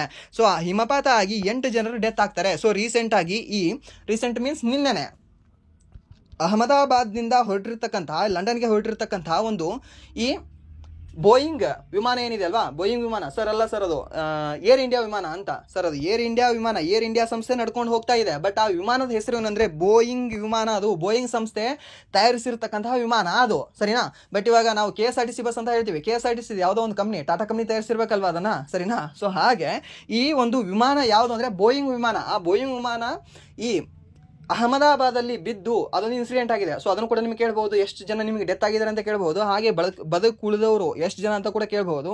ಅಥವಾ ಅದಕ್ಕೆ ಫಾಲ್ಟ್ ಏನು ಅಂತ ನಿಮಗೆ ಕೇಳಬಹುದು. ಅದ್ರದ್ದೆಲ್ಲವೂ ಕೂಡ ರೆಕಾರ್ಡ್ ಆಗಿ ಎಲ್ಲಿ ಆಗಿರುತ್ತೆ ಅಂದ್ರೆ ಈ ಬ್ಲ್ಯಾಕ್ ಬಾಕ್ಸ್ ಅಂತ ಒಂದು ಬಾಕ್ಸ್ ಇರುತ್ತೆ ಎಲ್ಲಿ ವಿಮಾನದಲ್ಲಿ, ಯಾಕೆ ಅಪಘಾತ ಆಯಿತು ಎಲ್ಲವೂ ಕೂಡ ಅದರಲ್ಲಿ ಡೀಟೇಲ್ಸ್ ಇರುತ್ತೆ. ಆ ಬ್ಲ್ಯಾಕ್ ಬಾಕ್ಸ್ ಯಾವ ಕಲರ್ ಅಲ್ಲಿ ಇರುತ್ತೆ ಅಂತ ನಿಮಗೆ ಕೇಳ್ತಾನೆ. ಇದು PSI 1998 ಅಲ್ಲಿ ಏನೋ ಕೇಳಿರ್ತಕ್ಕಂಥ ಪ್ರಶ್ನೆ ಅನ್ಸುತ್ತೆ ಇದು. ಸೊ ಇದು ಯಾವ ಕಲರ್ ಅಲ್ಲಿ ಇರುತ್ತೆ ಅಂದ್ರೆ ಈ ಆರೆಂಜ್ ಕಲರ್ ಅಲ್ಲಿ ಇರುತ್ತೆ ಬ್ಲ್ಯಾಕ್ ಬಾಕ್ಸ್. ಅದ್ರ ಹೆಸರು ಬ್ಲ್ಯಾಕ್ ಬಾಕ್ಸ್, ಬಟ್ ಅದು ಕಲರ್ ಯಾವುದು ಅಂದ್ರೆ ಈ ಆರೆಂಜ್ ಕಲರ್ ಅಲ್ಲಿ ಇರುತ್ತೆ, ನೆನ್ಪಿಟ್ಕೊಳ್ಳಿ. ಹಾಗೆ ನೆಕ್ಸ್ಟ್ ಪ್ರಶ್ನೆ ಏನಿದೆ ಅಂದ್ರೆ 1857ರ ದಂಗೆ ಸೆಪ್ಟೆಂಬರ್ನಲ್ಲಿ ಎಲ್ಲಿ ಕೊನೆಗೊಂಡಿತು ಅಂತ ಕೇಳಿದಾನೆ. ಇವಾಗ ಸೆಪ್ಟೆಂಬರ್ ನಿಮ್ಗೆ ಇವಾಗಲೇ ಹೇಳಿದೆ ನಾನು ನಿಮಗೆ, ಏನು ಈ ಸೆಪ್ಟೆಂಬರ್ 21, 1857ರಲ್ಲಿ ದಂಗೆ ಕೊನೆಗೊಳ್ಳುತ್ತದೆ ಅಂತ. ಎಲ್ಲಿ ಕೊನೆಗೊಳ್ತು? ದೆಹಲಿಯಲ್ಲಿ ಕೊನೆಗೊಳ್ತು ಅಂತ ಹೇಳಿದನಲ್ವಾ. ಸೊ ಅದೇ ಸಿಂಪಲ್ ಆಗಿ ಈ ದೆಹಲಿಯಲ್ಲೇ ಇದು ಕೇಂದ್ರ ಯಾವುದಾಗಿತ್ತು? 1857ರ ದಂಗೆಯ ಕೇಂದ್ರ ಯಾವುದಾಗಿತ್ತು? ಕೇಂದ್ರ ಸ್ಥಳ ಅಂದ್ರೆ ಇದೇ ದೆಹಲಿಯನ್ನೇ ಆಕ್ರಮಣ ಮಾಡ್ಕೊಂಡ್ರೆ ಏನಾಗುತ್ತೆ, ಮುಂದೆಲ್ಲವೂ ಕೂಡ ಶಾಂತ ಗಪ್ಪಾಗಿ ಬಿಡುತ್ತೆ. ಸೊ ಇದು ದಂಗೆ ನಿಂತಿದ್ದೆ ಯಾವಾಗ ಅಂದ್ರೆ ಈ 1857 ಫೆಬ್ರವರಿ 21ರಂದು. ಹಾಗೆ ನಿಮಗೆ ಕಾಮೆಂಟ್ ಮಾಡಿ ಅಂತ ಹೇಳಿದೀನಿ, ಅದನ್ನ ಕಾಮೆಂಟ್ ಮಾಡಿ. ಅದು ಪ್ರಾರಂಭವೇ ಆಗಾಯ್ತು ಈ ಮೀರತ್ತಲ್ಲಿ ಅಂತ, ಸರಿನಾ? ಹಾಗೆ ನೆಕ್ಸ್ಟ್ ಪ್ರಶ್ನೆ ಏನಿದೆ ಅಂದ್ರೆ ಛೋಟಾನಾಗ್ಪುರ ಪ್ರಸ್ಥಭೂಮಿಯಿಂದ ಹುಟ್ಟುವ ಪ್ರಮುಖ ನದಿ ಯಾವುದು ಅಂತ ಕೇಳಿದಾನೆ. ಇವಾಗ ಛೋಟಾನಾಗ್ಪುರ ಪ್ರಸ್ಥಭೂಮಿಯಿಂದ ಹುಟ್ಟಿರ್ತಕ್ಕಂತಹ ಒಂದು ಪ್ರಮುಖ ನದಿ ಯಾವುದು ಅಂದ್ರೆ ಈ ದಾಮೋದರ್ ಎಂಬಂತಹ ಒಂದು ನದಿ, ಸರಿನಾ? ಈ ದಾಮೋದರ್ ನದಿಗೆ ಒಂದು ಅಣೆಕಟ್ಟು ಕಟ್ಟಲಾಗಿದೆ. ಯಾವ ಒಂದು ಅಣೆಕಟ್ಟು ರಿಕಾಲ್ ಮಾಡ್ಕೊಳ್ಳಿ. ಹಾಗೆ ಈ ದಾಮೋದರ್ ನದಿ ಜಾರ್ಖಂಡ್ನ ಛೋಟಾನಾಗ್ಪುರ ಪ್ರಸ್ಥಭೂಮಿಯಲ್ಲಿ ತನ್ನ ಮೂಲವನ್ನು ಹೊಂದಿದ್ದು ಪಶ್ಚಿಮ ಬಂಗಾಳಕ್ಕೆ ಹರಿಯುತ್ತದೆ. ಯಾವುದು? ಈ ದಾಮೋದರ ನದಿ ಅನ್ನೋದು ಎಲ್ಲಿ ಹುಟ್ಟುತ್ತದೆ? ಈ ಜಾರ್ಖಂಡದಲ್ಲಿ ಹುಟ್ಟಿ ಮುಂದೆ ಏನಾಗ್ತದೆ, ಈ ಪಶ್ಚಿಮ ಬಂಗಾಳಕ್ಕೆ ಹರಿದು ಹೋಗ್ತದೆ. ಹಾಗೆ ಇದನ್ನ ಯಾವ ಒಂದು ಬೆಟ್ಟದಲ್ಲಿ ಹುಟ್ಟುತ್ತದೆ ಅಂತ ಎಕ್ಸಾಕ್ಟ್ ಹೇಳೋದಾದ್ರೆ ಖಮರಪತ್ ಬೆಟ್ಟ ಅಂತ ನಾವು ಹೇಳ್ತೀವಿ, ಸರಿನಾ? ಹಾಗೆ ಈ ಜಾರ್ಖಂಡ್ನ ಅತ್ಯಂತ ಎತ್ತರವಾದ ಬೆಟ್ಟ ಯಾವುದು? ಈ ಜಾರ್ಖಂಡ್ನ ಅತ್ಯಂತ ಎತ್ತರವಾದ ಬೆಟ್ಟ ಯಾವುದು? ಪಾರ್ಶ್ವನಾಥ ಬೆಟ್ಟ ಅಂತ ಕಂಡುಬರುತ್ತೆ. ಈ ಏನು ಮಹಾವೀರನ ಹಿಂದಿನ ಒಬ್ರು ಯಾರು ಜೈನರ ಯಾರು ತೀರ್ಥಂಕರ ಯಾರು 23ನೇ ತೀರ್ಥಂಕರು, ಅವ್ರ ಹೆಸರು ಪಾರ್ಶ್ವನಾಥ ಅಂತ. ಆ ಪಾರ್ಶ್ವನಾಥರ ಹೆಸರಲ್ಲಿ ಒಂದು ಬೆಟ್ಟ ಕಂಡುಬರುತ್ತೆ ಈ ಜಾರ್ಖಂಡದಲ್ಲಿ. ಆ ಒಂದು ಜಾರ್ಖಂಡದಲ್ಲಿ ಕಂಡುಬರ್ತಕ್ಕಂಥ ಅತ್ಯಂತ ಎತ್ತರವಾದ ಬೆಟ್ಟವಾಗಿದೆ ಅದು. ಯಾವುದು? ಪಾರ್ಶ್ವನಾಥ ಬೆಟ್ಟ ಅನ್ನೋದು. ನಮ್ಮ ಕರ್ನಾಟಕದಲ್ಲಿ ಮುಳ್ಳಯ್ಯನಗಿರಿ ಶಿಖರ. ಹಾಗೆ ನೆಕ್ಸ್ಟ್ ಪ್ರಶ್ನೆ ಏನಿದೆ ಅಂದ್ರೆ 2025ರಲ್ಲಿ ಮಾರ್ಚ್ರಲ್ಲಿ 2025ರ ಮಾರ್ಚ್ 11 ಮತ್ತು 12ರಂದು ನಡೆದ 57ನೇ ರಾಷ್ಟ್ರೀಯ ದಿನಾಚರಣೆಯ ಸಂದರ್ಭದಲ್ಲಿ ಪ್ರಧಾನಿ ನರೇಂದ್ರ ಮೋದಿ ಅವರು ಯಾವ ದೇಶಕ್ಕೆ ಭೇಟಿ ನೀಡಿದರು ಅಂತ ಕೇಳಿದ್ದಾರೆ. ಯಾವುದೋ ಒಂದು ದೇಶದ ರಾಷ್ಟ್ರೀಯ ದಿನಾಚರಣೆ ಮಾರ್ಚ್ 11 ಮತ್ತು 12ರಂದು ಆಚರಣೆ ಮಾಡ್ತೀವಿ. ಯಾವ ಒಂದು ದೇಶದ್ದು? ಈ ಮಾರಿಷಿಯಸ್ ದೇಶದ್ದು. ಆ ಮಾರಿಷಿಯಸ್ ದೇಶಕ್ಕೆ ನಮ್ಮ ಭಾರತದ ಪ್ರಧಾನಮಂತ್ರಿ ಆಗಿರ್ತಕ್ಕಂಥ ನರೇಂದ್ರ ಮೋದಿ ಅಲ್ಲಿ ವಿಸಿಟ್ ಮಾಡಿರ್ತಾರೆ. ಸೊ ಅದಕ್ಕೆ ಆ ಒಂದು ಪ್ರಶ್ನೆ ಕೇಳಿದ್ದಾನೆ. ಹಾಗೆ ನೆಕ್ಸ್ಟ್ ನಿಮಗೆ ಮಾಲ್ಡೀವ್ಸ್ ಮೇಲೆ ಪ್ರಶ್ನೆ ಕೇಳಬಹುದು. ಅದಾದ ನಂತರ ಈ ಶ್ರೀಲಂಕಾ ಮೇಲೆ ಪ್ರಶ್ನೆ ಕೇಳಬಹುದು. ಯಾಕಂದ್ರೆ ಶ್ರೀಲಂಕಾ ಇವರಿಗೆ ರೀಸೆಂಟ್ ಆಗಿ ಒಂದು ಪ್ರಶಸ್ತಿ ನೀಡಿದೆ. ಏನಂದ್ರೆ ಅವರ ದೇಶದ ಒಂದು ಅತ್ಯುನ್ನತ ಪ್ರಶಸ್ತಿಯಾಗಿರ್ತಕ್ಕಂತಹ ಮಿತ್ರಭೂಷಣ ಪ್ರಶಸ್ತಿ ನೀಡಿದೆ. ಯಾರಿಗೆ? ಇದೇ ನರೇಂದ್ರ ಮೋದಿಗೆ. ಸರಿನಾ? ಸೊ ಅದಕ್ಕೆ ಅದು ಕೇಳ್ಬೋದು, ನೆನ್ಪಿಟ್ಕೊಳ್ಳಿ.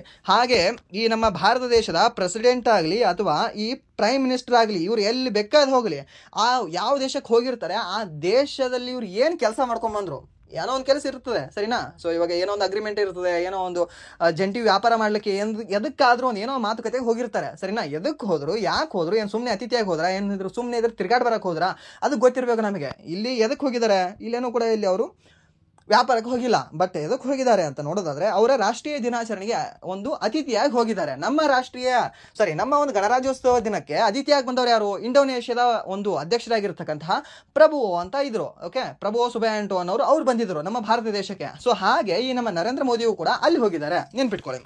ಹಾಗೆ ನೆಕ್ಸ್ಟ್ ಪ್ರಶ್ನೆ ಏನಿದೆ ಅಂದ್ರೆ ಸಂಗಮ ಸಾಹಿತ್ಯದ 8 ಸಂಕಲನಗಳನ್ನು ಯಾವ ಪುಸ್ತಕದಲ್ಲಿದ್ದಾವೆ ಅಂತ ಹೇಳಿದ್ದಾರೆ. ಈ ಸಂಗಮ ಸಾಹಿತ್ಯದ 8 ಸಂಕಲನಗಳು ಕೂಡ ಬಂದಿರೋದು ಎದರಲ್ಲಿ ಅಂದರೆ ಈ ಎಟ್ಟು ತೊಕಾಯಿ ಅನ್ನುವ ಒಂದು ಬುಕ್ ಕಂಡು ಬರುತ್ತೆ. ಆ ಎಟ್ಟು ತೊಕಾಯಿ ಅನ್ನುವ ಒಂದು ಪುಸ್ತಕದಲ್ಲಿ ಈ 8 ಸಂಕಲನಗಳನ್ನು ಸಂಗ್ರಹಿಸಲಾಗಿದೆ. ಇದು ಸಂಗಮ ಯುಗದ 8 ಪ್ರಮುಖ ಗ್ರಂಥಗಳನ್ನು ಒಳಗೊಂಡಿದೆ. ಯಾವುದ್ಯಾವುದದು ಅಂದರೆ ನಾರಿನೈ, ಕುರುಂತೊಕೈ, ಐಂಗುನ್ನೂರ್, ಪುರಾಣನೂರ್, ಪಾಡ್ರುಟ್ಟು ಪಟ್ಟು, ಪರಿಪಾದಲ್, ಕಲಿತೊಗೆ ಮತ್ತು ಅಹನಾನೂರು ಅಂತ ಕಂಡುಬರುತ್ತೆ. ಈ 8 ಕೂಡ ಇದರಲ್ಲಿ ಕಂಡುಬರುತ್ತೆ. ಅಂದರೆ ಈ 8 ತೊಕೈ ಅನ್ನೋದು ಕಂಡುಬರುತ್ತೆ. ಸೊ 8 ಇದನ್ನು 8 ಹಾಗೆ ನೆನ್ಪಿಟ್ಕೊಳ್ಳಿ. ಸರಿನಾ? ಅದು 8 ತೊಕೈ ಅಂತ ಬರುತ್ತೆ. ಸ್ವಲ್ಪ ಪ್ರೊನೌನ್ಸಿಯೇಷನ್ ತಮಿಳ್ ಅಲ್ವಾ. ನೆಕ್ಸ್ಟ್ ಪ್ರಶ್ನೆ ಏನಿದೆ ಅಂದರೆ ಬ್ರಿಟಿಷ್ ಆಳ್ವಿಕೆಯಲ್ಲಿ ಮೊದಲ ಪುರಸಭೆ ಯಾವಾಗ ಪ್ರಾರಂಭವಾಯಿತು? ಇದನ್ನು ಹೇಳಿದ್ದೀನಿ, 1688 ಅಂತ. ಸಿಂಪಲ್. ಎಲ್ಲಿ? ಮದ್ರಾಸಲ್ಲಿ ಸ್ಟಾರ್ಟ್ ಆಗ್ತದೆ.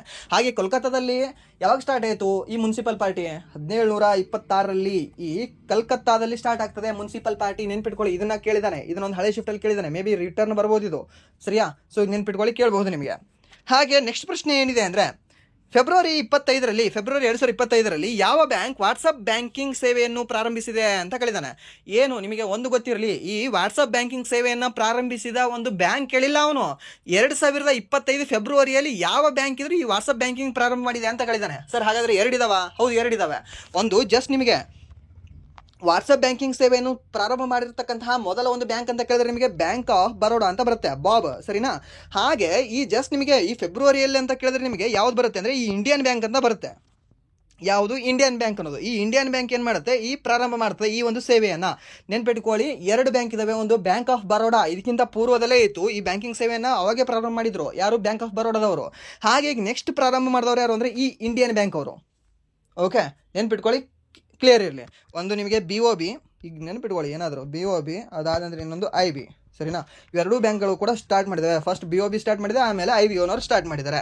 ನೆಕ್ಸ್ಟ್ ಪ್ರಶ್ನೆ ಏನಿದೆ ಅಂದರೆ ಕೆಳ ನ್ಯಾಯಾಲಯವು ಶಿಕ್ಷೆಯನ್ನು ವಿಧಿಸಿದಾಗ ಹೈಕೋರ್ಟ್ ಶಿಕ್ಷೆಯನ್ನು ವಿಧಿಸುವ ಮೊದಲು ಯಾವ ರೀತಿಯ ಶಿಕ್ಷೆಯನ್ನು ಪರಿಶೀಲಿಸುತ್ತದೆ ಅಂತ ಕೇಳಿದ್ದಾನೆ. ಸ್ವಲ್ಪ ಇದು ಕ್ವಶನ್ ಸ್ವಲ್ಪ ಆಗಬೇಕಾಗಿತ್ತು. ಇದನ್ನು ಸ್ವಲ್ಪ ಮತ್ತೊಂದು ಸೆಷನಲ್ಲಿ ಹೇಳ್ತೀನಿ ಇದನ್ನು. ಆ್ಯಂಡ್ ದೆನ್ ನೆಕ್ಸ್ಟ್ ಪ್ರಶ್ನೆ ಏನಿದೆ ಅಂದರೆ ರುದ್ರದಮನ್